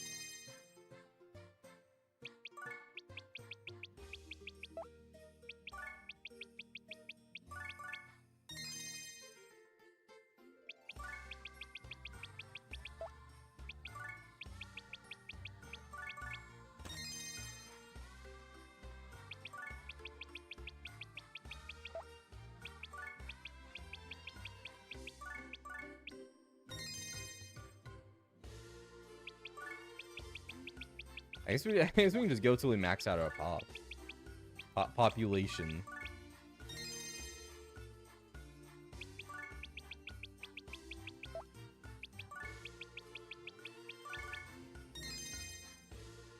Max out our soda pop.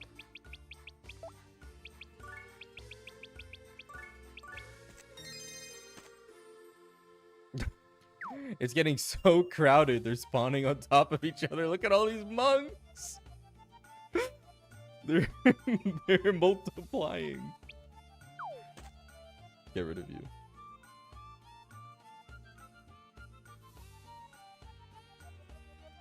Morona. I often forget which units I need to talk to do certain things. So literally just Morona to create a character. Which seems weird because like everything else has like designated like, you know, other NPCs are tied to other units. It's not weird though, actually. That literally fits the lore of the game. She's the one who summons phantoms. Fair enough. All right, one more. Bismarck. Happy to have you. Prepare to be sacrificed.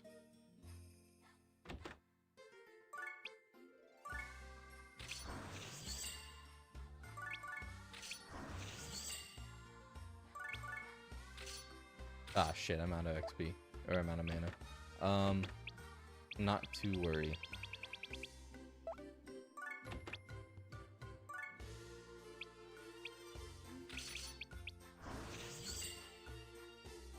Alright, we ball.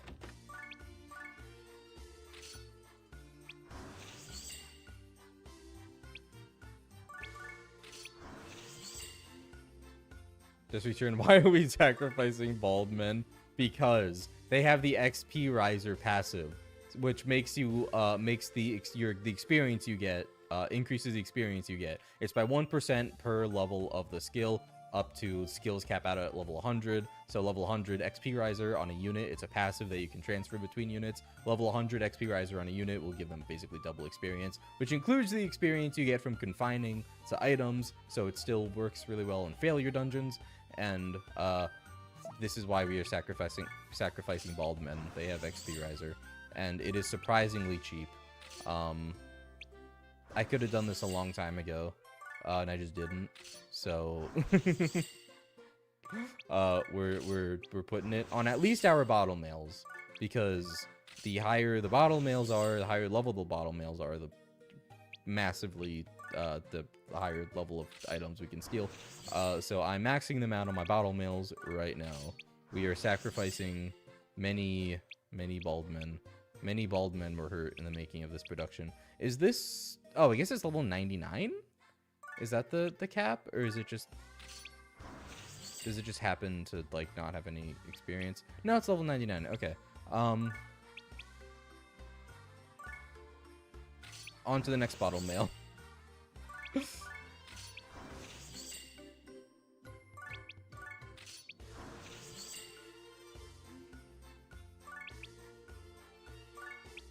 It is known that all bald men have the ability to level up faster. It's very important to feed Morona 22 bald men. Makes her stronger. It does. It do. Well, dungeon monks have been the statisticians this whole time. This is true. They're basically the statisticians of this game. Them and, like, I think there are a few other units who also can learn the skill. But yes. At least dungeon monks have it inherently. I don't know about the other units.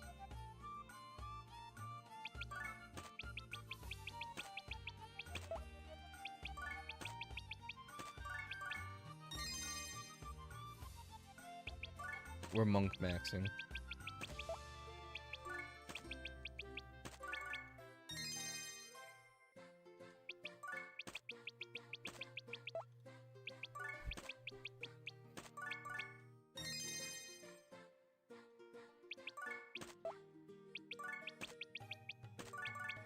It is insane that the your character creation list. Oh, I did not mean to choose you.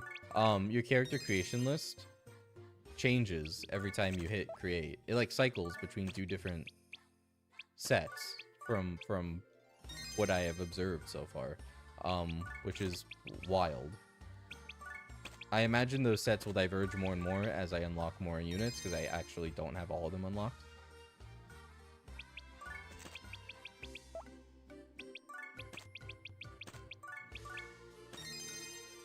I don't know if you know this, but in Disgaea 5, if you put the cheat shop difficulty to 20 stars, then go into the map fight results from Pierre's DLC scenario, you get to fight Pierre as a super boss.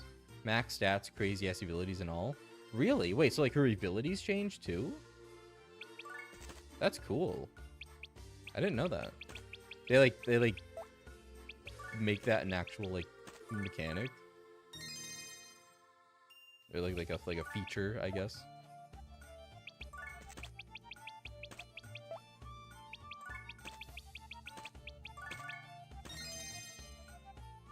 I want to try to explain the gameplay of Endgame Disgaea to a friend. As soon as I mention statisticians, they hit me with the Ellie. This sounds miserable to play. You don't get it. You don't get it. I need to, like, quit my job so I can devote hundreds of hours to Disgaea and watch the numbers go up.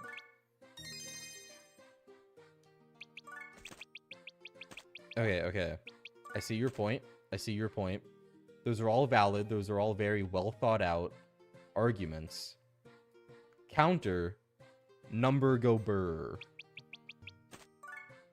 Just saying. I don't know if you have a leg to stand on, buddy.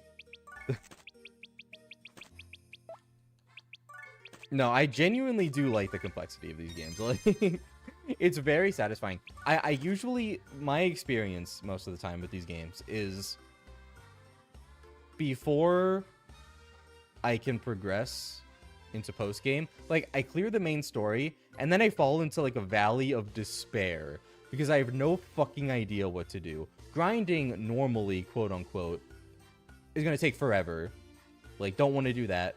Obviously, there are mechanics I'm missing, there are optimal ways to do things, there's, like, stuff you're kind of supposed to do that I don't know any of, because it doesn't explain any of it to you, but, like, that process of like researching and looking stuff up and like playing around with the mechanics yourself and like digging around the game is it seems so overwhelming at first, but like slowly the more you like learn, you like it yields direct results. Like you can, it all leads to you actually like learning more and being able to use those tools and those mechanics to actually properly progress, and then you just like watch the numbers just go up, and it's fantastic. Like, that's kind of what I love about it. That's what makes it satisfying. I have that moment of like where I almost want to quit. Like, I'm not saying I don't like that moment. Like, that's kind of bad, but but I usually have that moment where I almost want to quit because I'm like, this shit's like, this is a lot. But then once you learn it, you can like do really cool stuff, and it's like really awesome. A new rabbit-esque unit.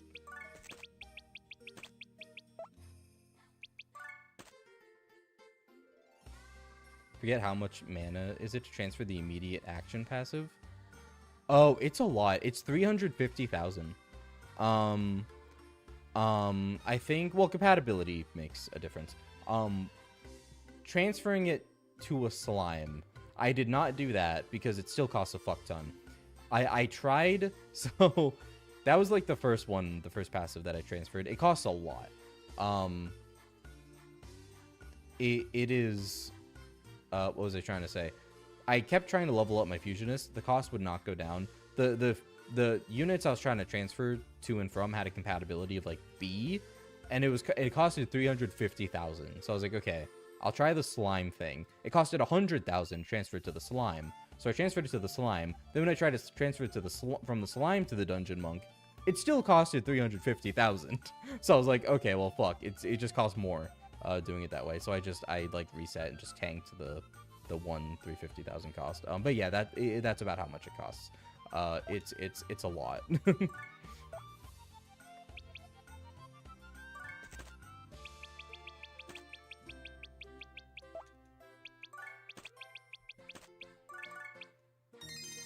In retrospect, trying to explain failure fusion makes me sound like a lunatic.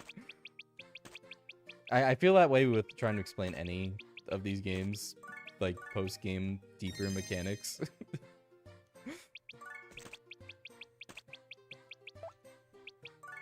You just gotta be there. You gotta be there. You just don't get it, man. You don't get it. Okay, that's 50. I haven't saved in a while. Let's save all this. Alright, level 46, okay.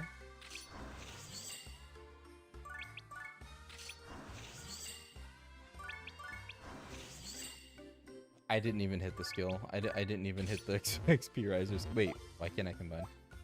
Hold on, what? Oh, I don't have the mana.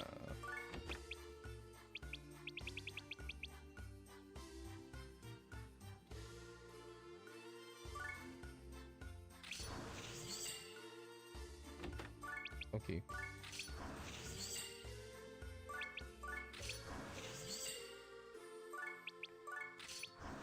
I'd imagine it costs a lot for quick attack just because, like, it doesn't, I don't think it really does anything, like, to level it up. The benefit immediately comes from just having the skill in the first place. It's not, like, XP Riser doesn't start out that good, and then, like, you have to, the cost comes from fusing it a ton and a ton. Still not nearly as much as quick attack, but, you know, you have to do all that. Quick attack is, like, as soon as you get it, it's good. Which makes sense.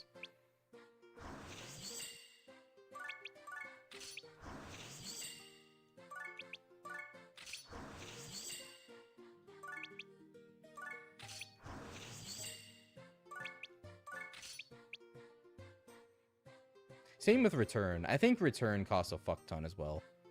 Well, actually, I only cost 15,000. I'm staring at it right now. I don't know why I said that. I'm sure 15,000 looked like a lot when I first started, when I first saw that. Now it is nothing.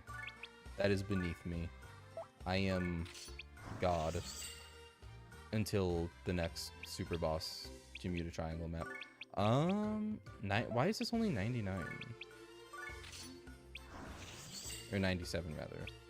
Oh no, there we go. It just happened to not have XP past that.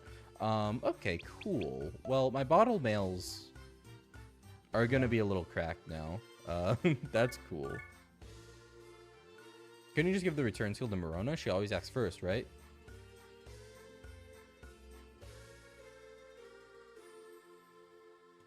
You're right. Good idea. That's a... Wait, oh, but it costs a lot more. At least I have read. It costs a lot more boar to use a return skill that's on the Dungeon Monk. I mean, I could still probably afford it. I have not tried it. Oh, I just saved to the wrong thing. Oops. I overwrote my, like, really old save. Sure, that's fine. I wasn't thinking.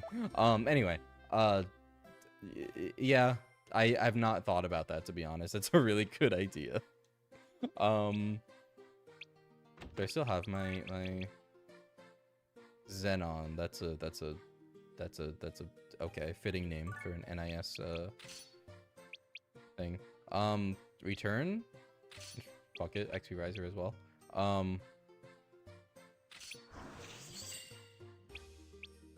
Okay, yeah, she just has return.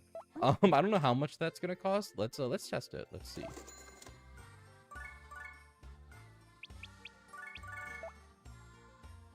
So, like, actually, the title that mutilates your stats is actually the best title because you can give items steroids with it. This is true. This is facts. If I wanted to return right now.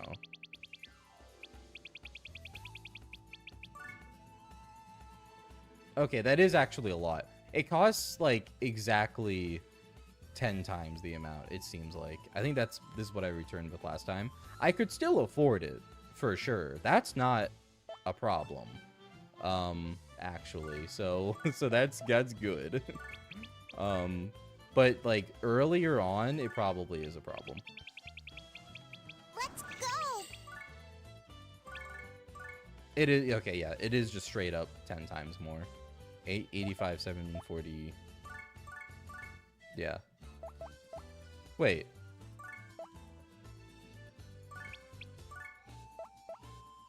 Yeah, because I still have my Dungeon Monk, right? Duh. I do that all the time. I'm like, I think I can just select a character and, like, use their skills even when it's not their turn. I don't know why I do that. Okay. I was so far into the game that money just didn't matter at that point. Yeah, I am hitting that point right now.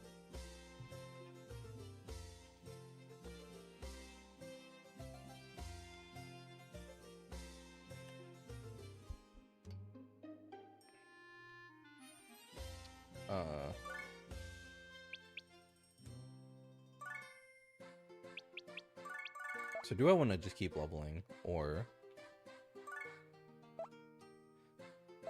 what I really want to do, actually...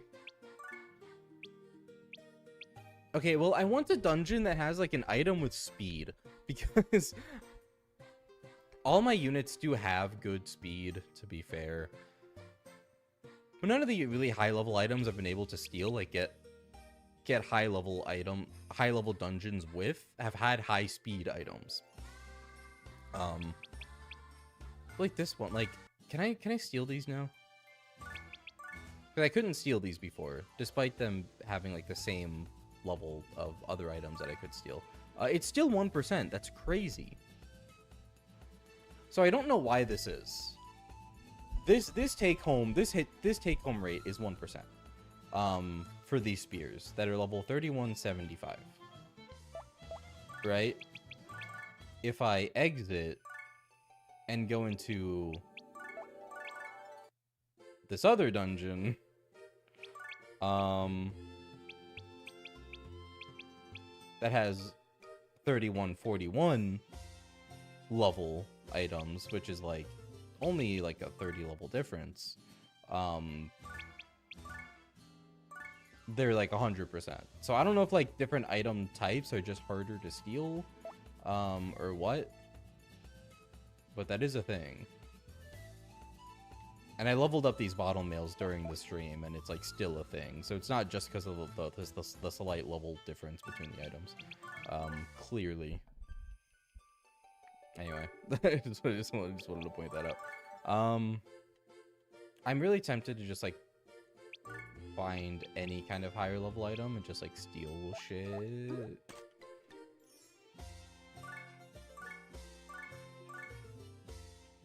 Have I tried checking out another Morona yet? No. I have not. That's probably gonna be like the last thing I do. I don't know. I don't know when I'm gonna do it. It probably will be the last thing I do. Because that's like an entirely different... Is that like an... Do you have to make an entire, like, a different save file for that? I don't know how that works. Like, I'd imagine you can keep your stuff, like your stats and levels, right? Or no? Or is it like... I don't know if it's a totally different, like, campaign in a separate, like, thing or what. I don't know how that works. I'm not making any sense. I don't know how another Morona works. I haven't checked it out.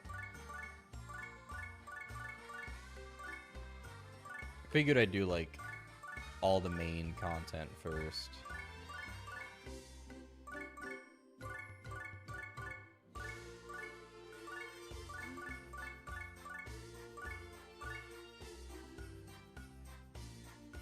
Oh, item prohibited variable. It's like Etna mode and Axel mode. Okay. As in, like, you can do it in, like, the same save file. It's just like a Okay, that makes sense. It probably changes up your campaign a little bit. Because Axel mode and Etna mode do that, but okay, I get it. I forgot how those modes worked. It's been so long since I played this guy I wanted to. But yeah.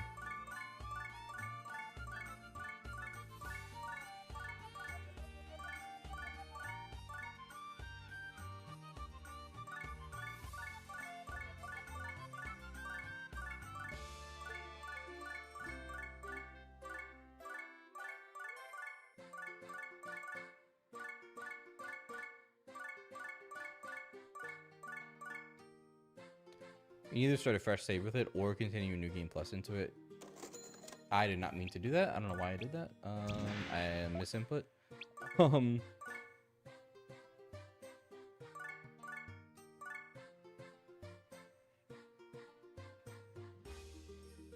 Wait. So like it has to be like a new game plus thing. Can I just do that with like the dimension guide here? Because I'm already in post game, right? Like.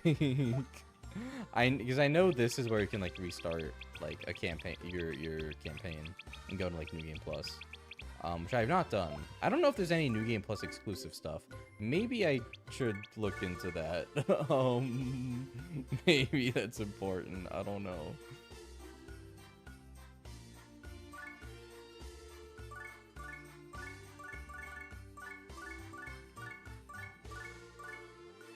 This is 3616 wilted items.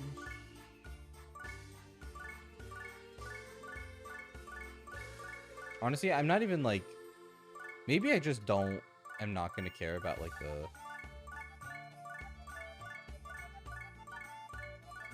the other aspects of a dungeon. I'm just going to like... go to any really high level dungeon and just see. Here we go. 3797, made object tree. They still don't have good speed, but I think trees can have a high attack and or have really high int. I think they're variable. And it is few enemies, to be fair, actually, which is really good. Not size standard, or not size few or small, whatever, but that's fine. This is the ramblings of a madman. Okay, I need another failure title, by the way. I still have monks that I haven't fused. Let's do that. Sorry, I have one monk I haven't fused. 3,000. Oh, match. Okay, compatibility. That makes sense. These were SS compatible. That's also why they were so cheap. That makes sense. What about Morona? SS. Love to see it. Love to see it. We'll do Morona. We'll do Morona. I already have return. Don't have to do New Game Plus. Oh, the game just words it weirdly. But you can transfer your current file to start with everything in another Morona. Okay, I got you. That's cool. I like that.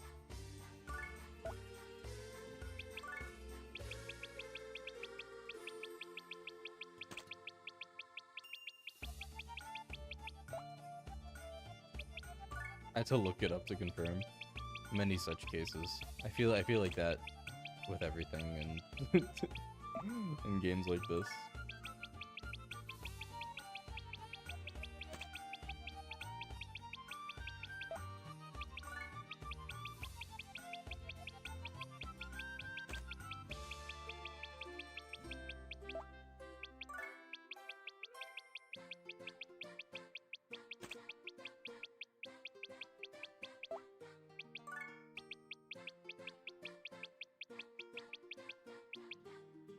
Find it funny how Phantom Brave has the same amount of versions as NIS's Golden Child. Does it really?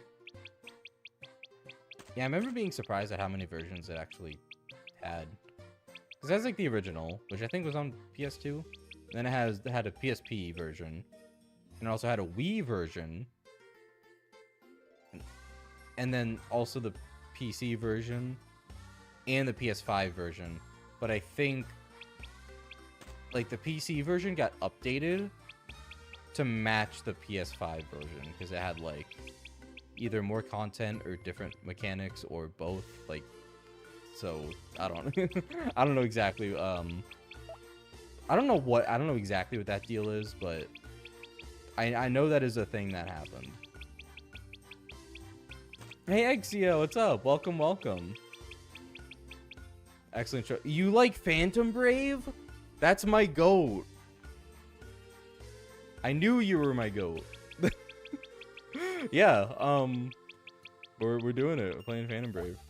Who up phantoming they brave?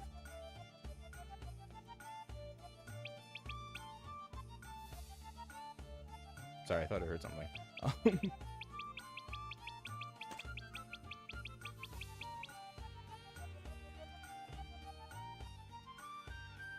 Let's make sure I didn't have any messages.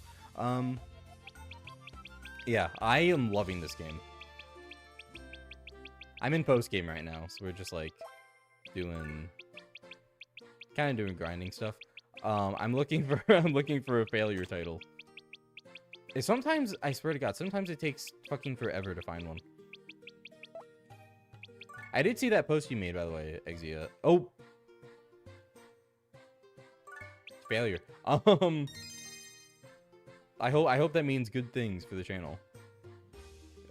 Those being OG Phantom Brave PS2. We Meet Again was the Wii version. Okay, Bermuda Triangle was a PSP version. PC, and Bermuda. Okay, so the PlayStation one was Bermuda Triangle remastered. I see. Goated too. I appreciate it.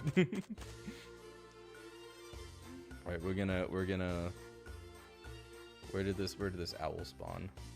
We need to sacrifice this owl. This game involves a lot of sacrificing. That's what we're learning. Did Phantom Brave also get an Android port? That would be crazy. I still reel over the fact that Disgaea 1 got an Android or got a mobile port.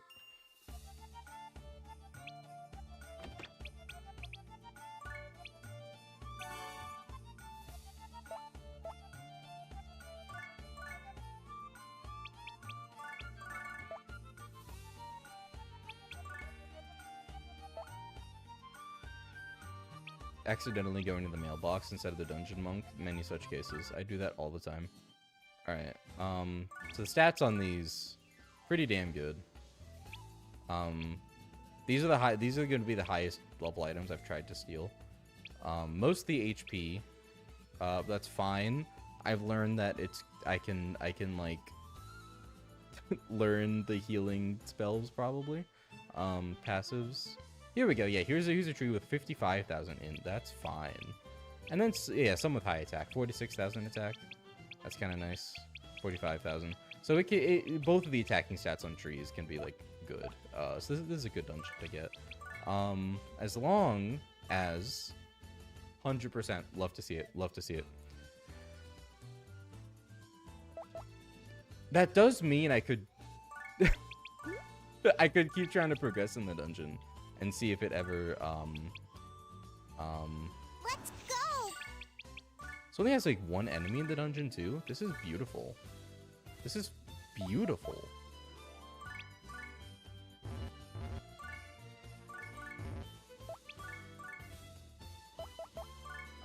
How many floors was this, by the way? I think it had a lot of floors, too.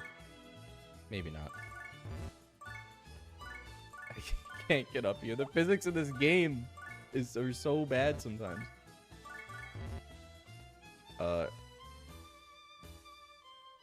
Disgaea 1 had Hour of Darkness on the PSP.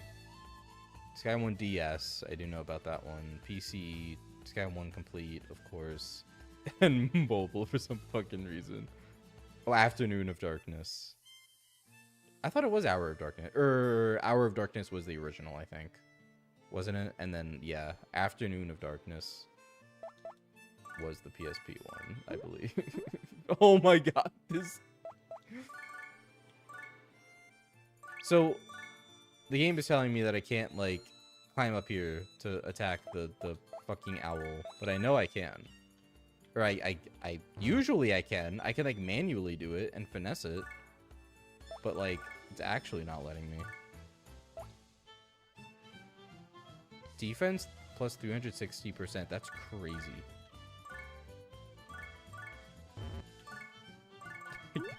There we go! And now I can, there we are. So usually I can do that. Still waiting for that D2 complete to come out. I don't know if that's happening. I don't know if that's happening. I hate you. That's a lot of enemies. Oh, lower enemies. This is a minor map. 75%. Okay. It could not take many more levels. Oh, and this is a map with a lot of enemies. Oh. That's a big level increase, though. 96,000 HP.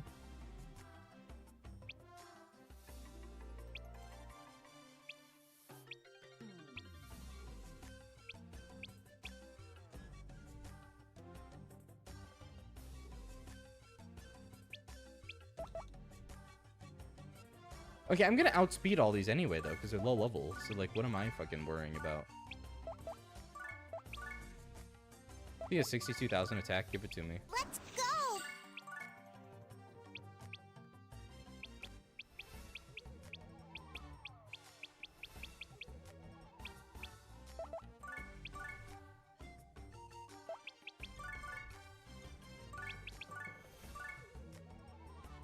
Let's go. That's fine.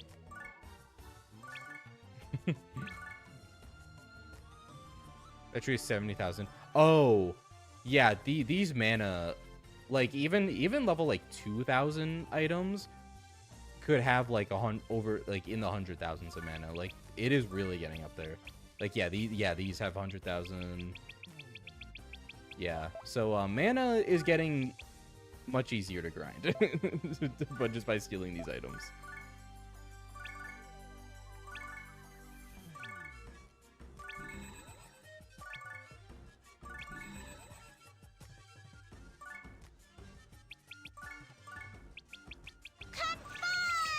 Okay, listen, I know I could just use return on Morona, but I am a little bit concerned about the money spending. I'm like, I know I would probably still be fine, but it's like just enough to be uncomfortable with like recklessly spending it like that amount of times, you know what I mean? I'll stick with the Dungeon Monk for now. Your bottles not have speed equipment? Oh, they do! No, I usually, yeah, I didn't do it here because I didn't think I was gonna, like, make a confined attempt. I was just, like, testing it, but then I did. No, I do usually equip, some of my, like, attackers' items onto them and just, like, do this. Just, like, transfer them while I do that.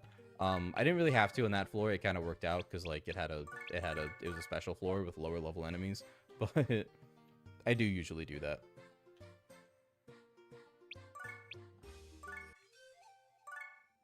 I guess it's just like always gonna be a thing. These are set in stone. That's neat.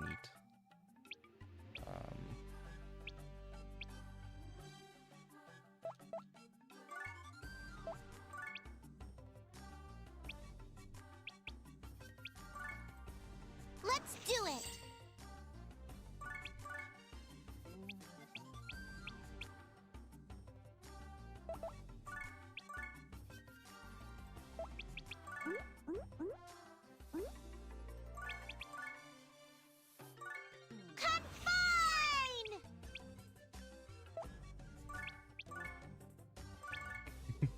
If they just go all at once now, that's crazy.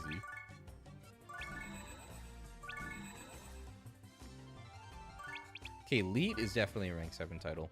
I'm surprised at, like... Rank 7 titles are common now. Like, at the point where I'm at. And I thought they would be, like, a lot rarer. And, like, later in the game. Anyway. Let's go!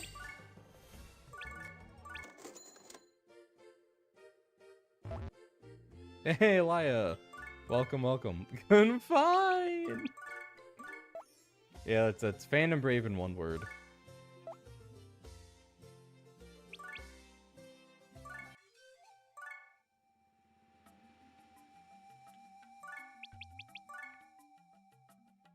Hope your streams have been going well. Thank you, thank you. It has. It's been going very well, actually. It has been fun. This is high resistance. Okay, fuck it.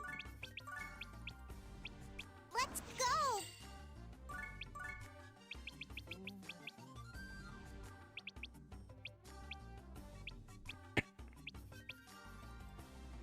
High attack, high HP. Combine!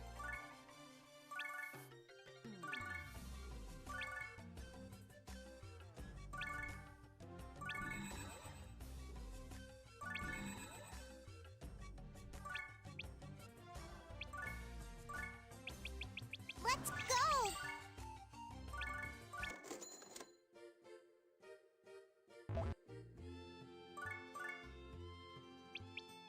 I'm so in the habit, even if nothing happened, of just like going to my healer every single time I return to the the hub. I guess let's see how much mana it's gonna cost to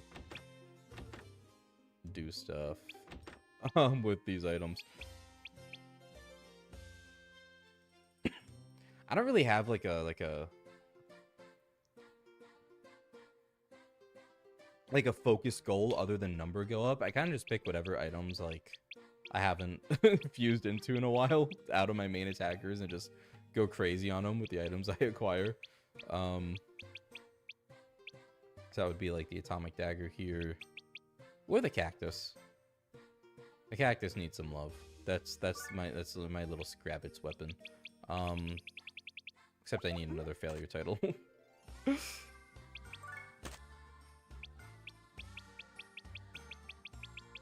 How have your streams been going, Elia? I saw that you finished Zan recently.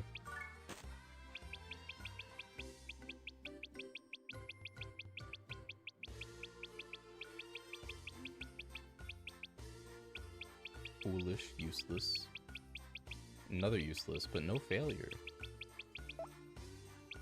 Hey Zinzi, what's up? I've been good. How have you been?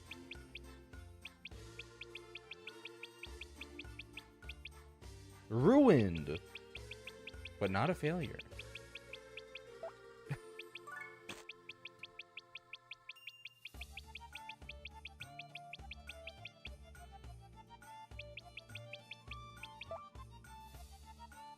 We're going really well. It ended way too soon. The game was so good. I know, I saw you saying it was like really short, which is unfortunate. What game you gonna... You still have to go back to All-Stars, right? Have you finished All-Stars? I was gonna ask what game you're gonna, like, you plan to play next. Because I would imagine you probably have something else lined up, even like, aside from All-Stars, even if you're going back to it.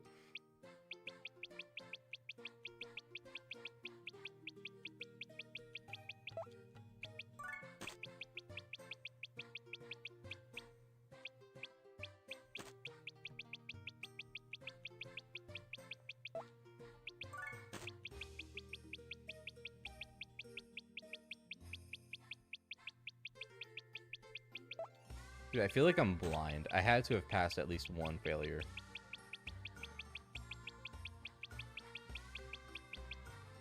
Aloof Prinny. Dude, the Prinny icons always are so funny.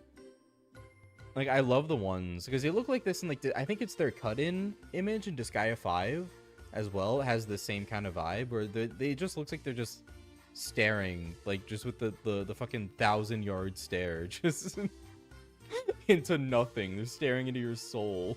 They're, it's so funny.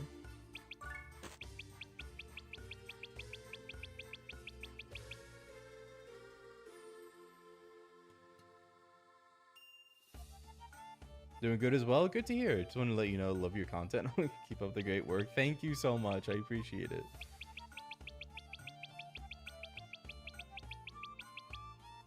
Technically, yeah, but for All-Stars, I just need to go in and out of one building for like 30 hours, hoping to get good RNG for character conversations. That sounds like fresh hell. Are you gonna do all that on stream? Or... Those printies have seen everything. They truly have.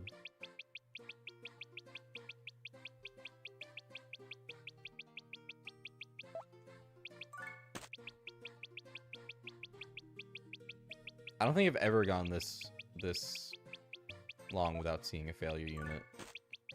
I think it might be because, like, better titles might be more common in character creation, like, the more you play or progress. And maybe that's why, like, I'm not seeing as many failure ones. Like, I don't know. They just seem to get less and less common.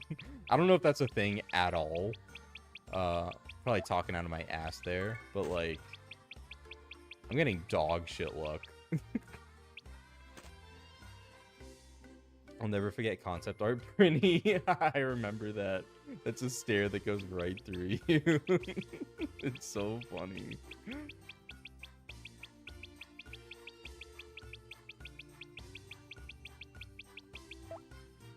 gonna do it like 1 hour at a time over the next 6 months. That's very fair. Attempting to do that all at once would be hell. Yeah, 30 hours, I mean... If you play like 8 hours a day, you could just do it in 4 days. You could tank it. You could drive yourself insane and tank it. No, that's definitely a good a good way to go.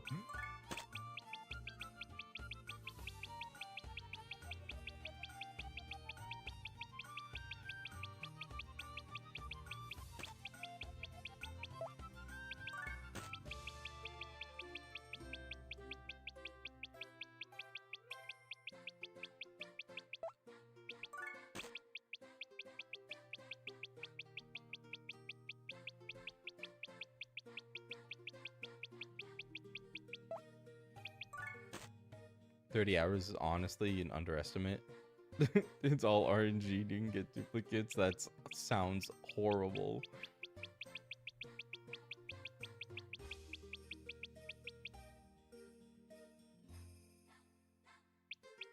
Oh, it's Warriors All-Stars. Yeah, the Muso game. Not Sonic All-Stars Racing or Mario All-Stars Collection or I can't think of any other game that has All-Stars in it, even though there are probably a ton.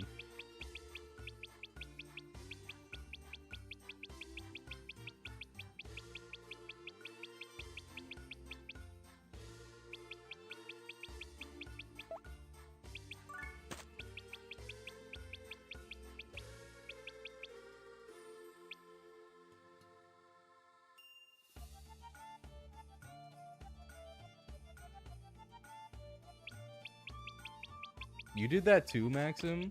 Actual insane person behavior.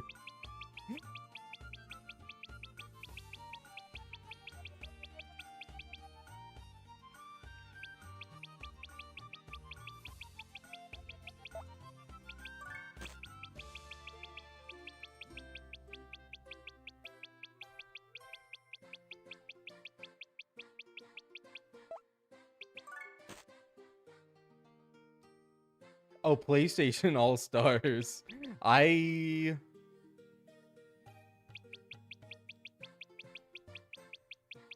Is that a game? Sorry, it sounds really stupid to say. I don't think I know what that is. I feel like I've heard the term PlayStation All-Stars, but I don't, like, register it as a game. For whatever reason. I guess I just don't know what it is.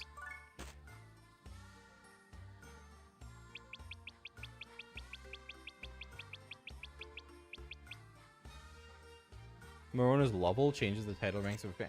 That makes sense. So how in the shit can I get... Well, I'm still getting other rank 0 titles. I'm pretty sure like Ruined and Useless like are all on the same tier. So like... There we go. Failure Ghost. Thank Christ. I wouldn't be surprised if I was just distracted talking and just like didn't like pass by failures and just like didn't register them. I want to see if I can just like get another one real quick. Oh, failure Amazon! Let's go. Let's go. Let's go. Let's go. Let's go. Wait. Can I stock up on failures? How long is this gonna? How long is this streak gonna last?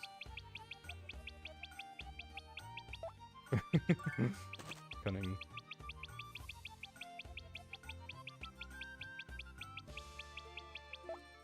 PlayStation's attempt at... Oh, making a Smash clone. That's wild.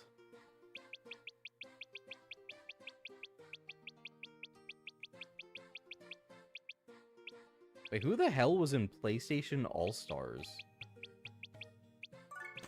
Failure titleist, let's go. Maybe I did just like get awful luck one time. Christ almighty. Okay, let's banish all these. Any game with a checklist is terrifying. Like, sorry, I would have thought, I would think I would have heard if like fucking Kratos was in like a Smash clone game. Like, now I'm really curious about this. When was this released?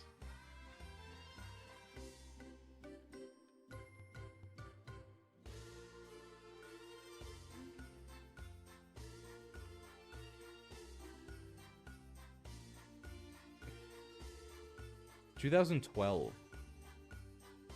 I see. Sly Cooper was in it. I think. If this promo thingy is to be believed, it is all made out of playable characters. That Kratos is right there. Oh, this is 2. Wait. Oh, he is. He was in the first one as well. There's a rumor of a PlayStation All-Stars 2. I don't think that was true. Was it true?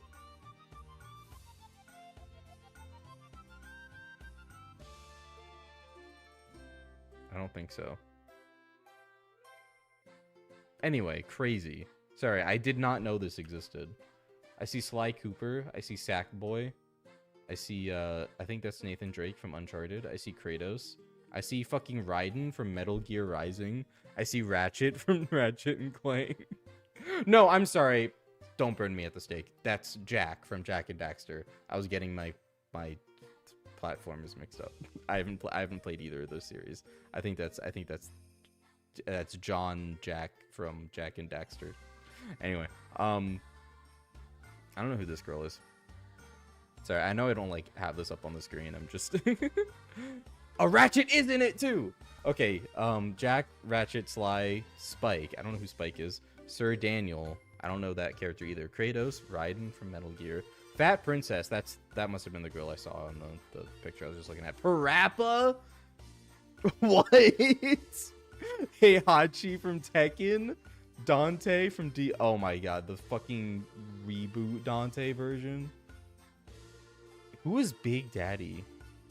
I don't know who Naruto is either. That's wild. Anyway. No, I did not know about this. Oh, from Ape Escape. Okay. I've not played Ape Escape.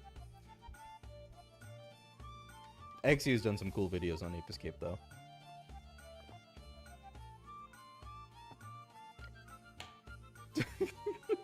Did you mean to say Gravity Rush, Exia? not Cat from Gravity Falls. Sorry, I think that's really funny. Cole from Infamous. Good and bad. I see.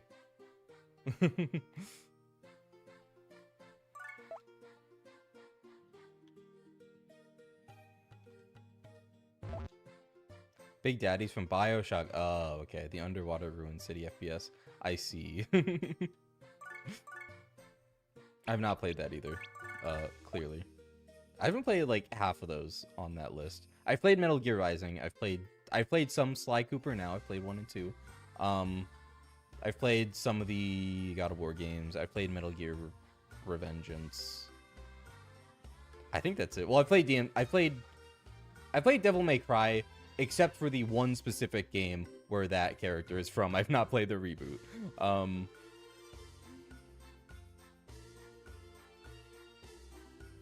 I think that's it.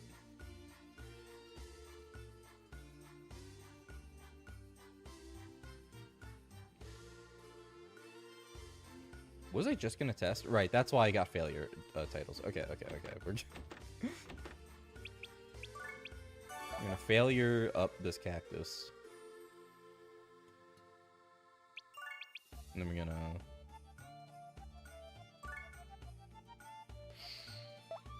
Pretty steep, pretty steep.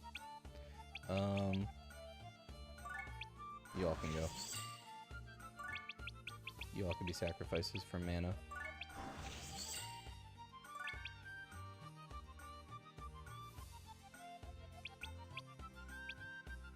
Okay, you could be a pure sacrifice for mana. Why did I even get you? Okay, high resistance. But like, kind of dog shit attack defense. Whatever. Let's just do this. Yeah, okay, that's a big attack increase. Alright.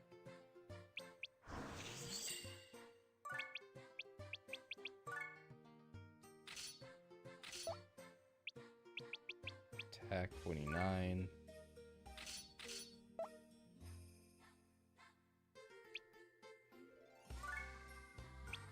Nah, mana fodder.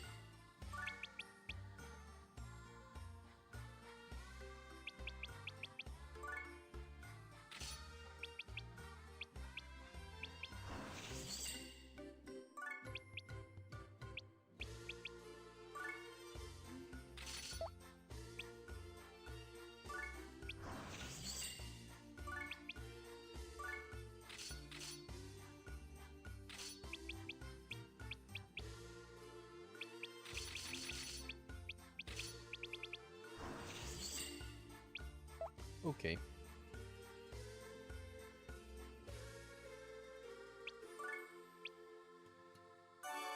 Yeah, that's a little better. I think that was giving me like 90k attack. Now it's giving me 150k. That's what we like to see. Such is the brokenness of failure fusion, as I call it. You aren't missing much from the reboot. I am very morbidly curious about it, I will say. It admittedly has a solid combat system, and it does have an interest. Excuse me, sorry. It does have an interesting art style, all things considered. But that's it. Not even a fan, and boy, the reaction from fans about that game is wild. So much disappointment. Yeah, that's like all I've heard about it. It has its defenders, for sure. And I think, like, that's kind of why I'm morbidly curious about it as well, because I've heard good things about it too from people who have like played it and have like good things to say about it. But I think even they agree that it's just like you have to remove it from the actual main series to like recognize what it's actually trying to do, because it's just like not it's not there. Probably shouldn't be connected. Probably should not carry the main series name. But here we are.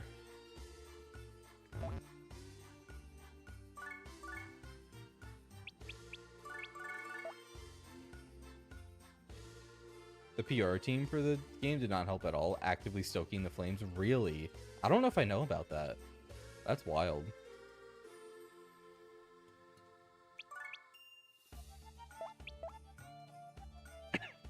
Excuse me.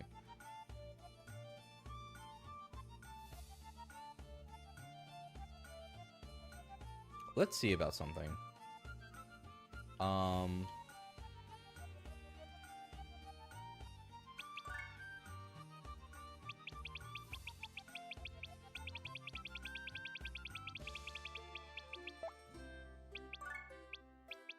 I'm gonna go ahead and create a knight. Ooh, Rainbow Knight. Salvatore.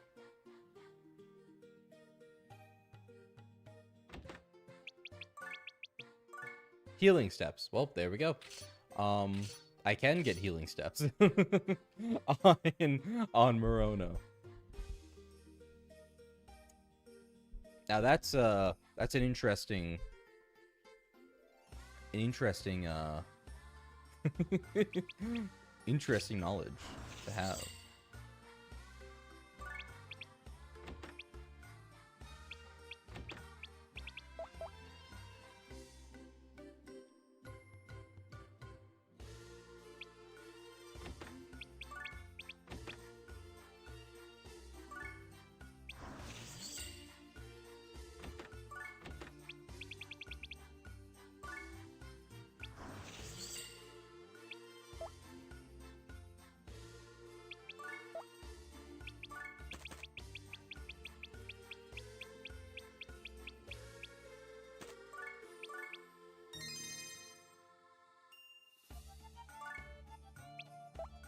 What is their compatibility? A, okay. So I'm not getting much better than that then.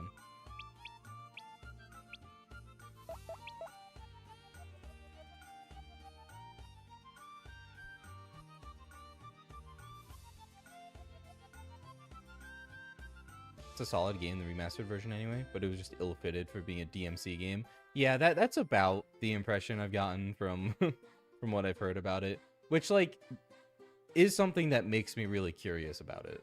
Like I would be open to playing it.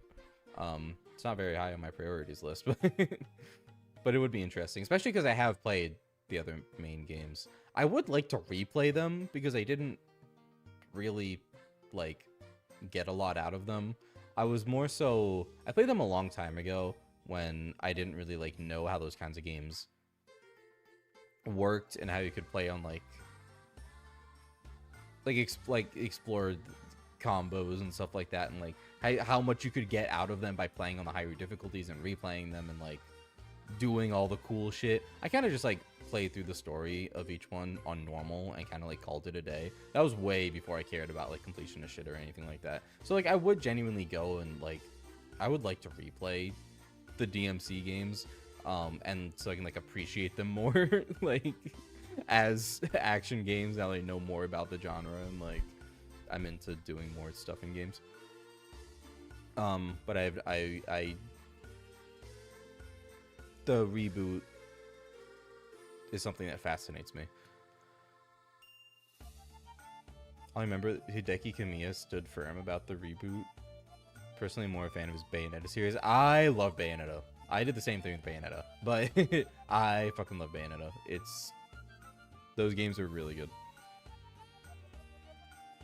The DMC failed reboot is that it's technically Capcom's fault for how it turned out. Original concept designs were more in line, just more gruffier and western kinda. I see. I didn't know that.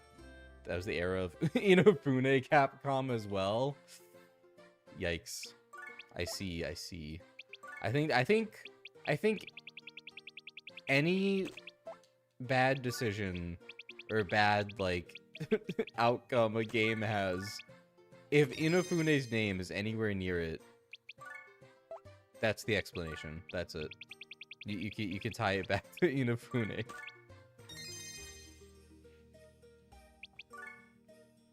Do not. I think you heard something about pretty much let the haters go and hate and just accept it. I respect that, honestly. dude made something and he's like, this is it. This is the thing. You don't enjoy it.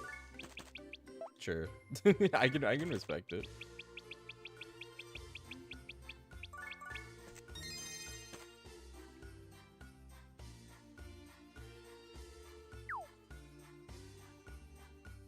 Life is mysterious. I only have one thing to impart to you. Don't be so serious. Wise words of wisdom from a bottle mail.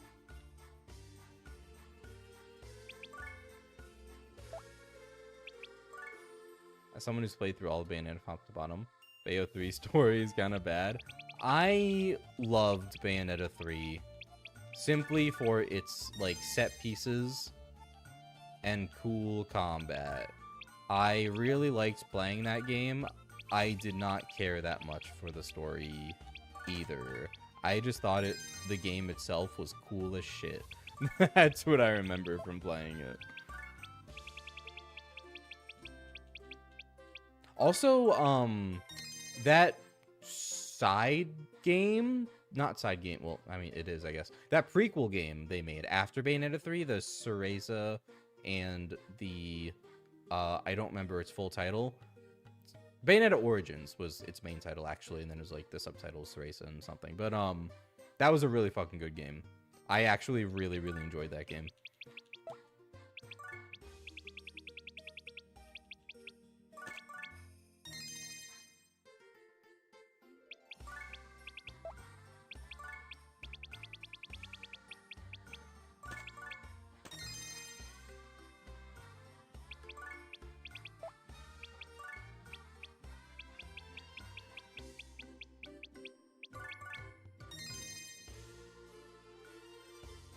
Well, 2 is the best one. I can respect that. I think I probably agree.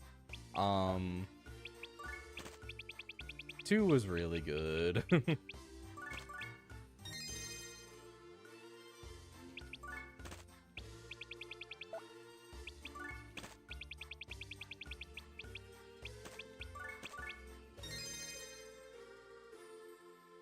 Still crazy to me. Inafune near single-handed hurt Capcom due to pushing so hard to be more Western. Yeah. Yet he openly advocated for Neptunia of all things. I know all about that. That is strange, I guess. Yeah. When you look at it like that. I don't know. Inafune is like on a different plane of existence. We simply cannot comprehend what goes on in that brain of his. I think he's like living in a dimension that's not even above ours. It's like perpendicular to ours. It's like we can't even. It's so different. He is his own individual, for sure.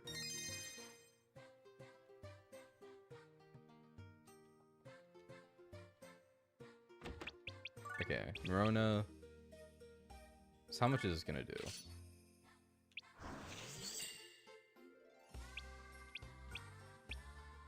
Healing steps level 14.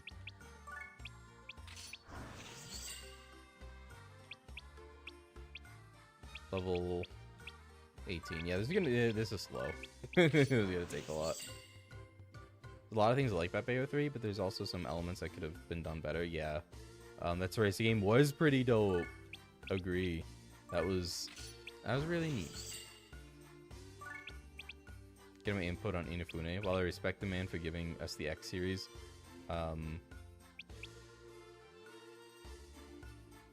and Zero. That's pretty cracked.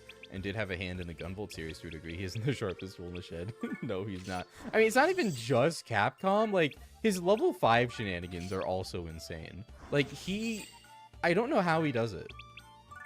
He's done so much damage. It's unreal.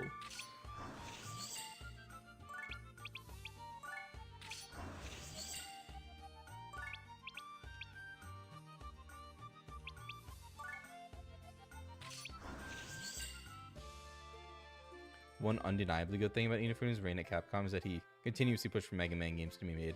Yeah, that's really nice. I mean, I love... There are some Mega Man series I still haven't played, but I do love all the ones that came out. Like, Mega Man has a lot of series. God, those would be... You know what? Those would be great to play on the side, on my own. Or maybe those could be stream games. Actually, they're short enough for sure.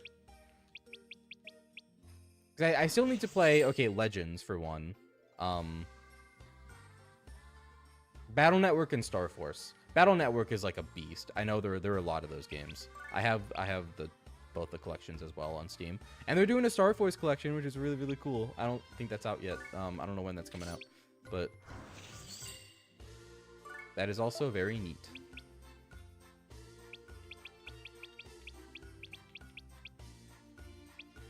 Like level 43 healing steps, not bad, not bad at all.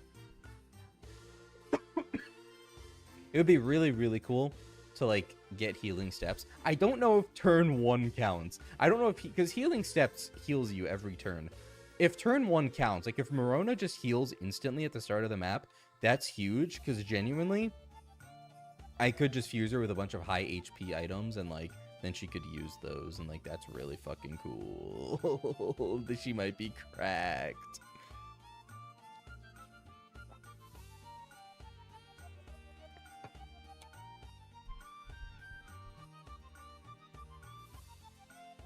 Even a broken clock is correct twice a day. That was a single correct moment, I guess. Yeah.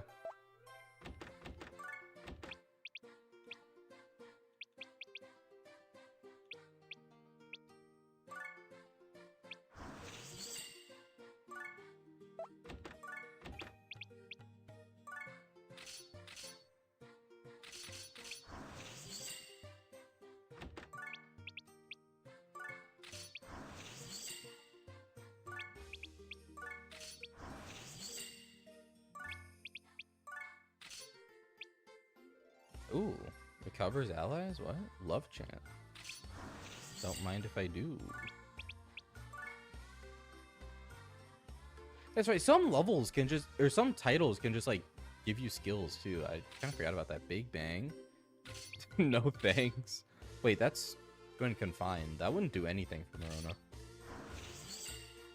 Anyway, I do not want to accidentally be killing my allies with Big Bang. Thank you very much. I would do that. I did do that. A lot when I very first played this game like a year and a half ago. It doesn't work right away for Morona? Oh, that's rough. I guess since the turn always starts with her, it technically doesn't count it as the start of her turn, but every time after it does. Interesting. So maybe I should start putting it on one of my units with quick attack, like Ash. That's unfortunate.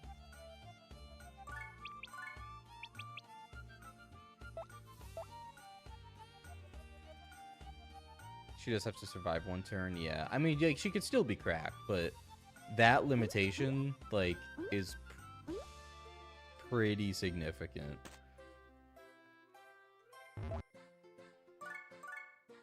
I need to grind anyway for more mana, mana items.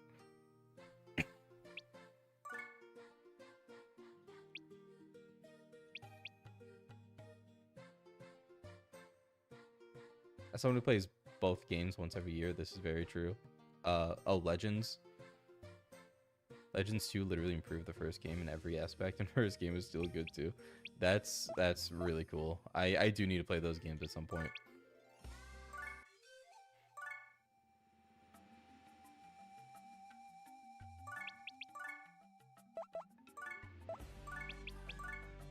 $100,000 mana. I think I'm just gonna go for mana. 400.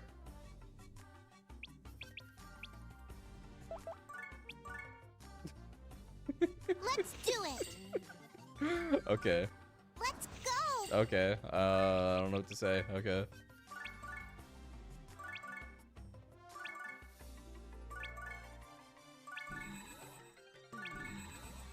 Got one of them. That's fine. That's fine. There's the healing steps. That's pretty nice. That's pretty nice.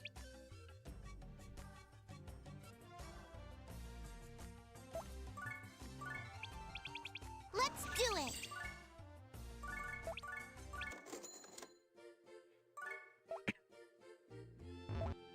Sorry I'm coughing so much. Them trees are rich. Last time I got sick, which was like, I don't know, like in May, like 7 months ago, I had a persistent cough for like 2 months. And it was really awful and annoying. I don't think that's happening here, but I definitely am still like coughing more than usual, especially like after I eat a lot or like things like that. It is like a like a lasting effect of being sick.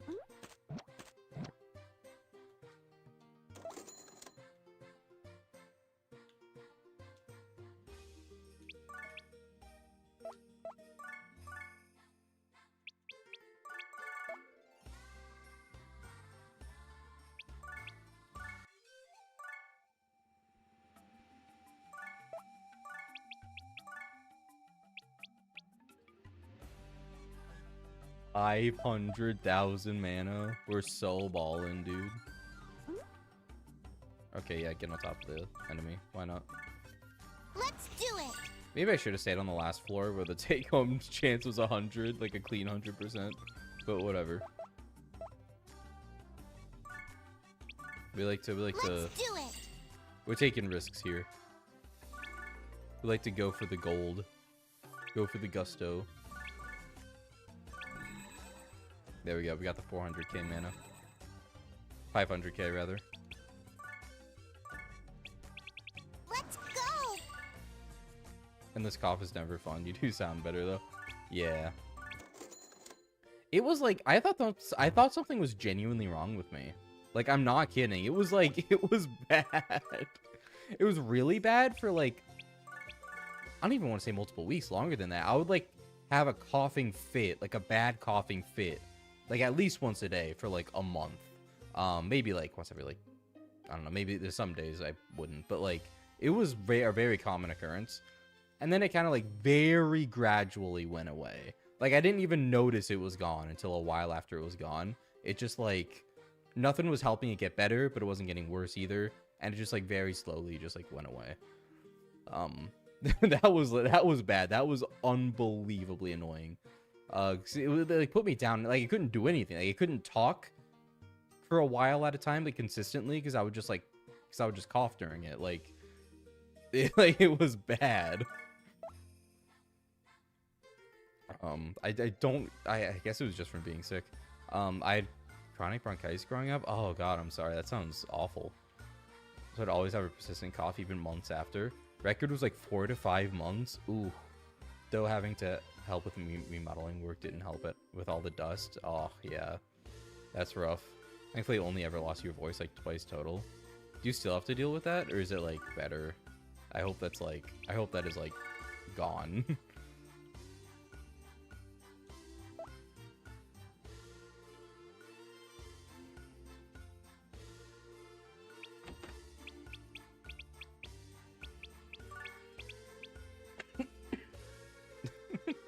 So I feel like it was good at the start of the stream. But whatever. Morona, okay. So I'm fusing Morona with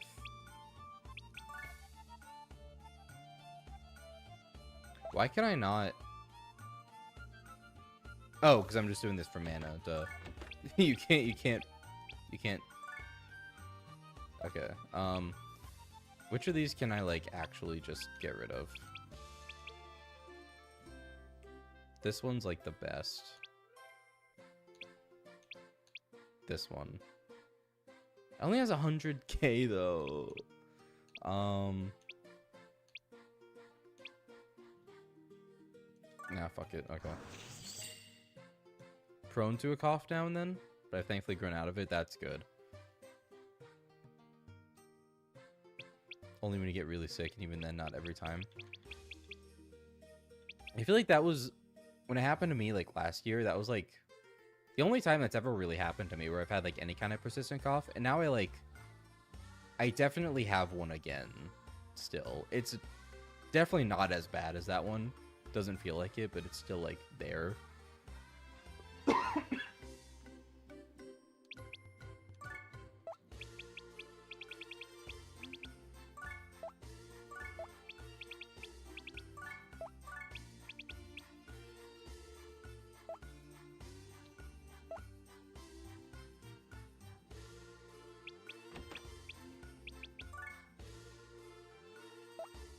Right. Soldiers. I am out of soldiers.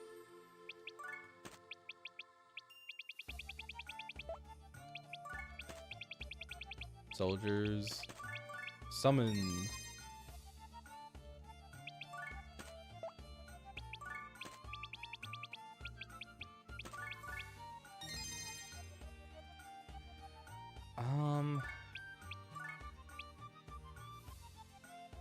Who could I just use HP skills for? Like, honest to God. Because if like, okay, if it's not gonna work on Morona right away.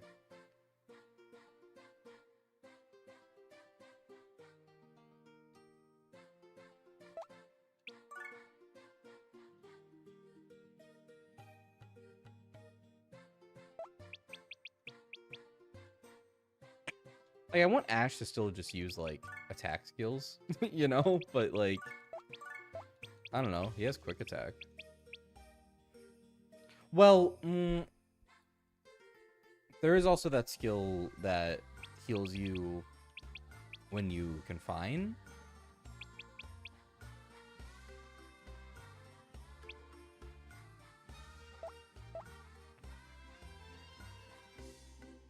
No, whatever. We'll just keep putting him on Morona for now.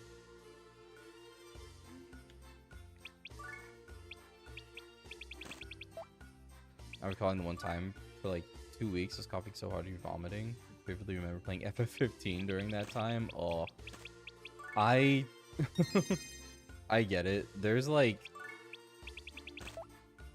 somehow the game you're predominantly playing during like very. Why did I fucking do a dungeon monk? I'm still monk pilled. During like very like notable moments in your life like really stick out to you. Like I can remember pretty like most of the games I was playing while like bullshit was happening to me in various points of my life. Like that just sticks with you.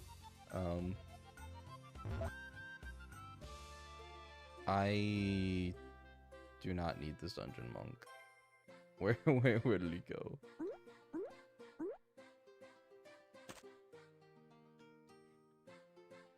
Let's not banish the wrong dungeon monk. This dude's hiding from me. He knows he's gonna get sacrificed. There you are.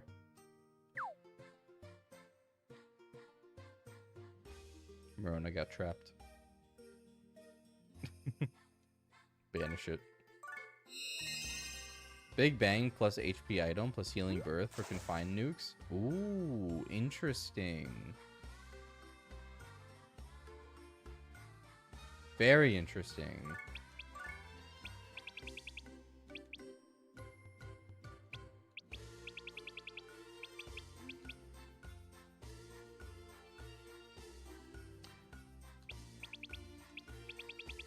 I was gonna check something. I don't know who has Big Bang. That's right, the title is.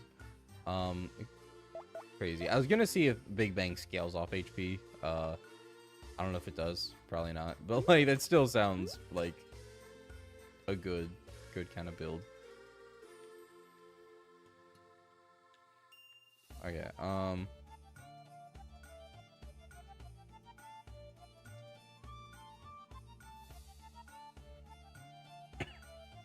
Remember Samurai Warriors so much. The reason I play that game every time I got sick, so it's associated in my mind. Aw, became a habit and then an urge. For bringing up trash moments while gaming, I remembered soloing Nebulum in Tales of the Abyss as Guy on Mania mode and winning. After a horrendous breakup, no! Oh. Hey, at least you got to have some kind of, I don't know, accomplishment.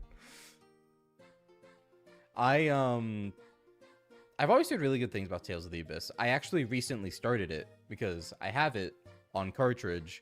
I brought it on a trip I went to recently, and I played like an hour of it. Sorry, during downtime. And I was like, I'm gonna keep playing this. And I haven't kept playing it. And I kind of don't want to because it's a long RPG. But I've heard really, really good things about it. But I have played a little bit of it.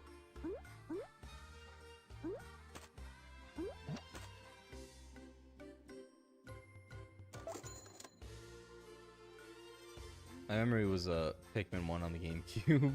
I had a dental procedure done, and to recover, I went home and played Pikmin 1. Yeah, I can't think of any like specific moments like that for me right now.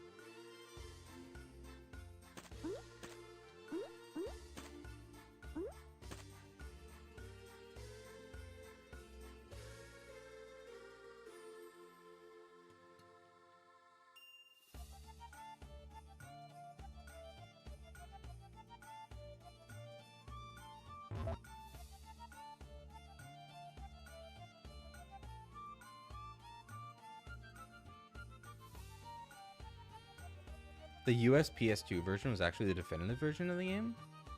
had content added to it that even the JP version didn't have. Whoa. Was that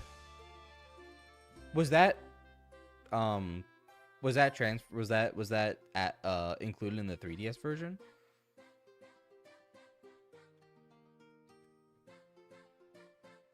Yeah, that's really interesting. I don't think that happens very often.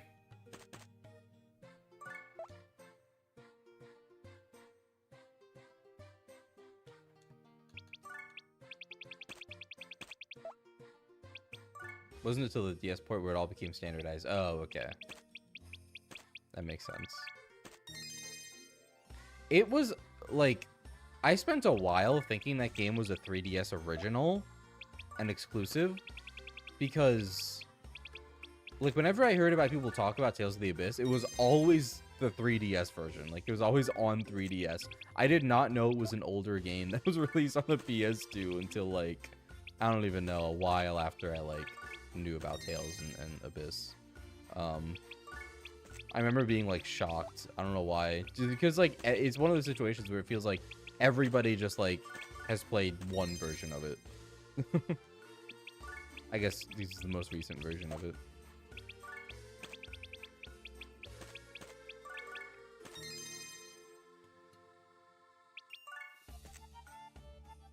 It's never too late to get into the Tales of series. I have technically played another one. I played Berseria. That's the only one I've played. That was a few years ago now, so I have technically played a Trails game.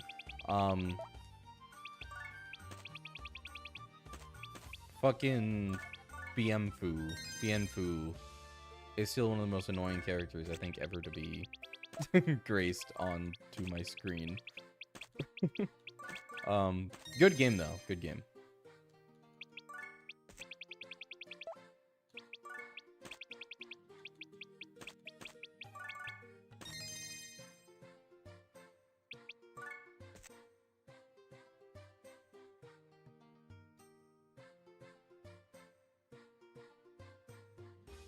Proudly have both the PS2 and 3DS version. Now I just realized the reason why I have the PS2 version is because it took it back from your ex. Well, good. That was rightfully yours then, I guess. If you gave it to them. I don't know what I'm saying. But nice.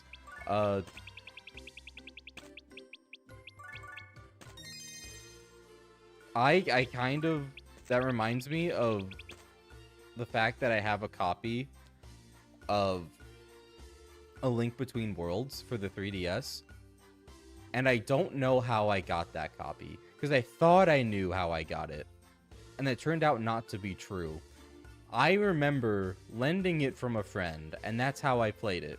A friend I knew in the place I lived previously before I moved here. So it's a friend from like early high school.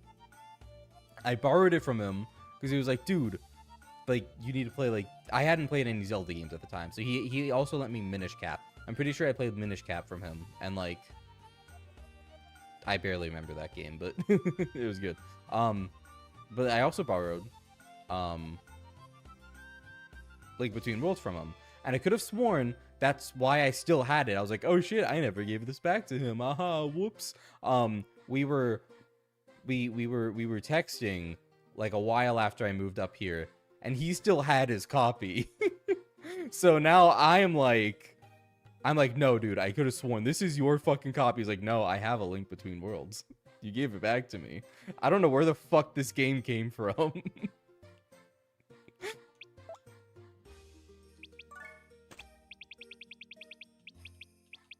It like spawned in from the ether, I guess. I don't know. My memory is just not there.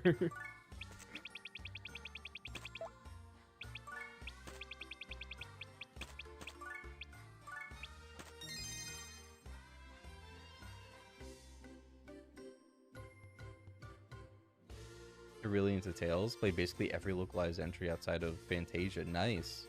That wonky releases. Yeah, Fantasia. Because, like, the only really official release, isn't it on, like, a weird console, like the GBA or something, and, like, that wasn't what it was originally on. Yeah, I've heard it does look really wonky. Also, I'm very surprised still at how many of those haven't been localized. Like, there are a lot of early Trails games, like one called like Eternia or something. I remember looking at the series before that just like have never gotten translated, which is baffling. But I did really like Berseria. I played what I liked of Abyss, or I liked what I've played of Abyss.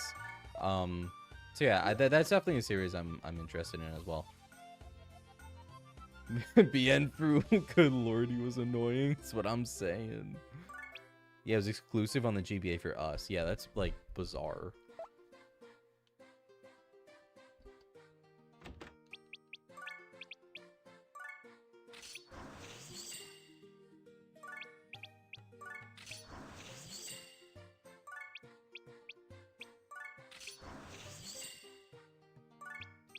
The combat from Rise wasn't good. Too much super armor. That sounds awful. I've heard such conflicting things about Arise. It's fascinating.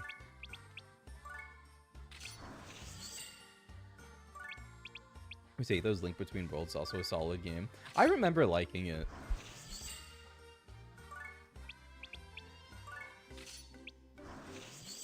For sure.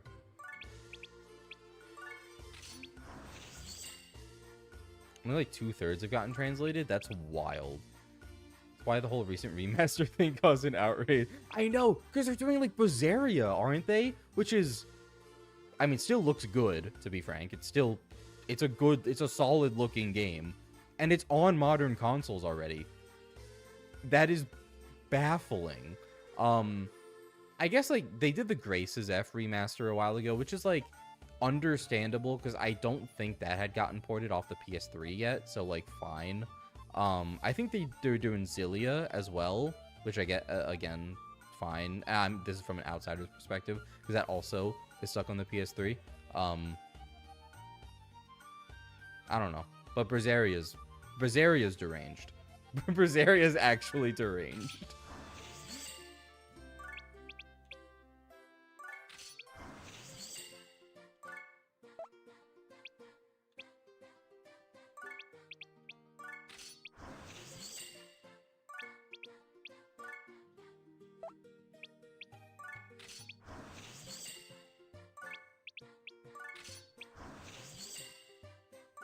Like Rebirth. Oh yeah, Destiny. In the World sub-series? I don't think I know about that one. I've been massive ass for Western fan that's gone unanswered. And so awful. Still salty about Berseria getting remastered, not the JP exclusives. Yeah, like I am always all for like the JP exclusive stuff getting brought over first.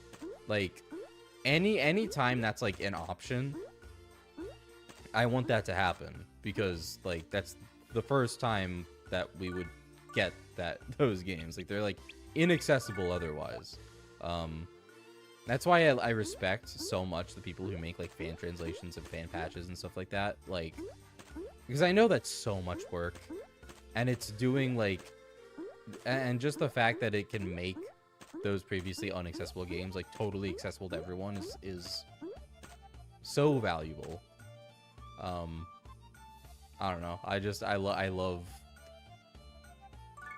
It is baffling that like the companies just don't want to do that. And, I can get why from a business perspective. I'm not saying there's like no reason not to, but like as a player, I want that always.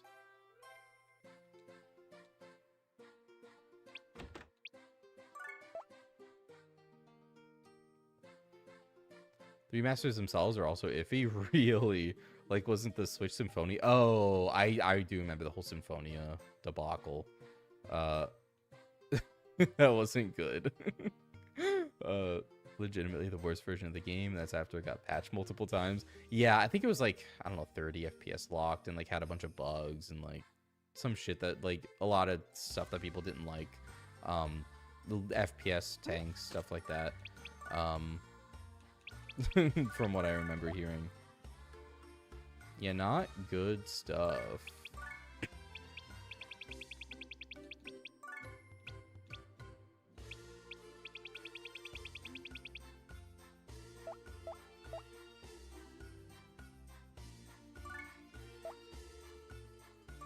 I'm going to... I don't have a be right back screen. But I'm going to take a short... excuse me, restroom break. Actually, it is getting late. I might actually just end stream, to be honest. Kind of not doing too much in the game right now. And also, I can feel myself getting tired. I didn't realize how late it was. I've been streaming for a little while now, so I might just end the stream right here. I'm really liking the conversation, but I have a habit of, like... I do have a habit of, like, streaming for too long, and then I get really tired. So, while I'm getting up anyway, I'm just gonna... Probably a good time to end the stream. I'm guessing Switch 2 can handle Symphonia? Probably. It probably performs a lot better on the Switch 2. I would really hope so. But yeah, more streams, probably. I will think about that while I have more free time and I have an interest in playing other games. Just say less, just as guilty. Yeah, it's kind of how it is. Like, you get caught up in the conversation. You want to keep going, because it's like it's going well, but then like things like die down. Then you've been going for way too long. Like you're like physically tired, and it's like, fuck. Now I feel bad. Like physically just bad.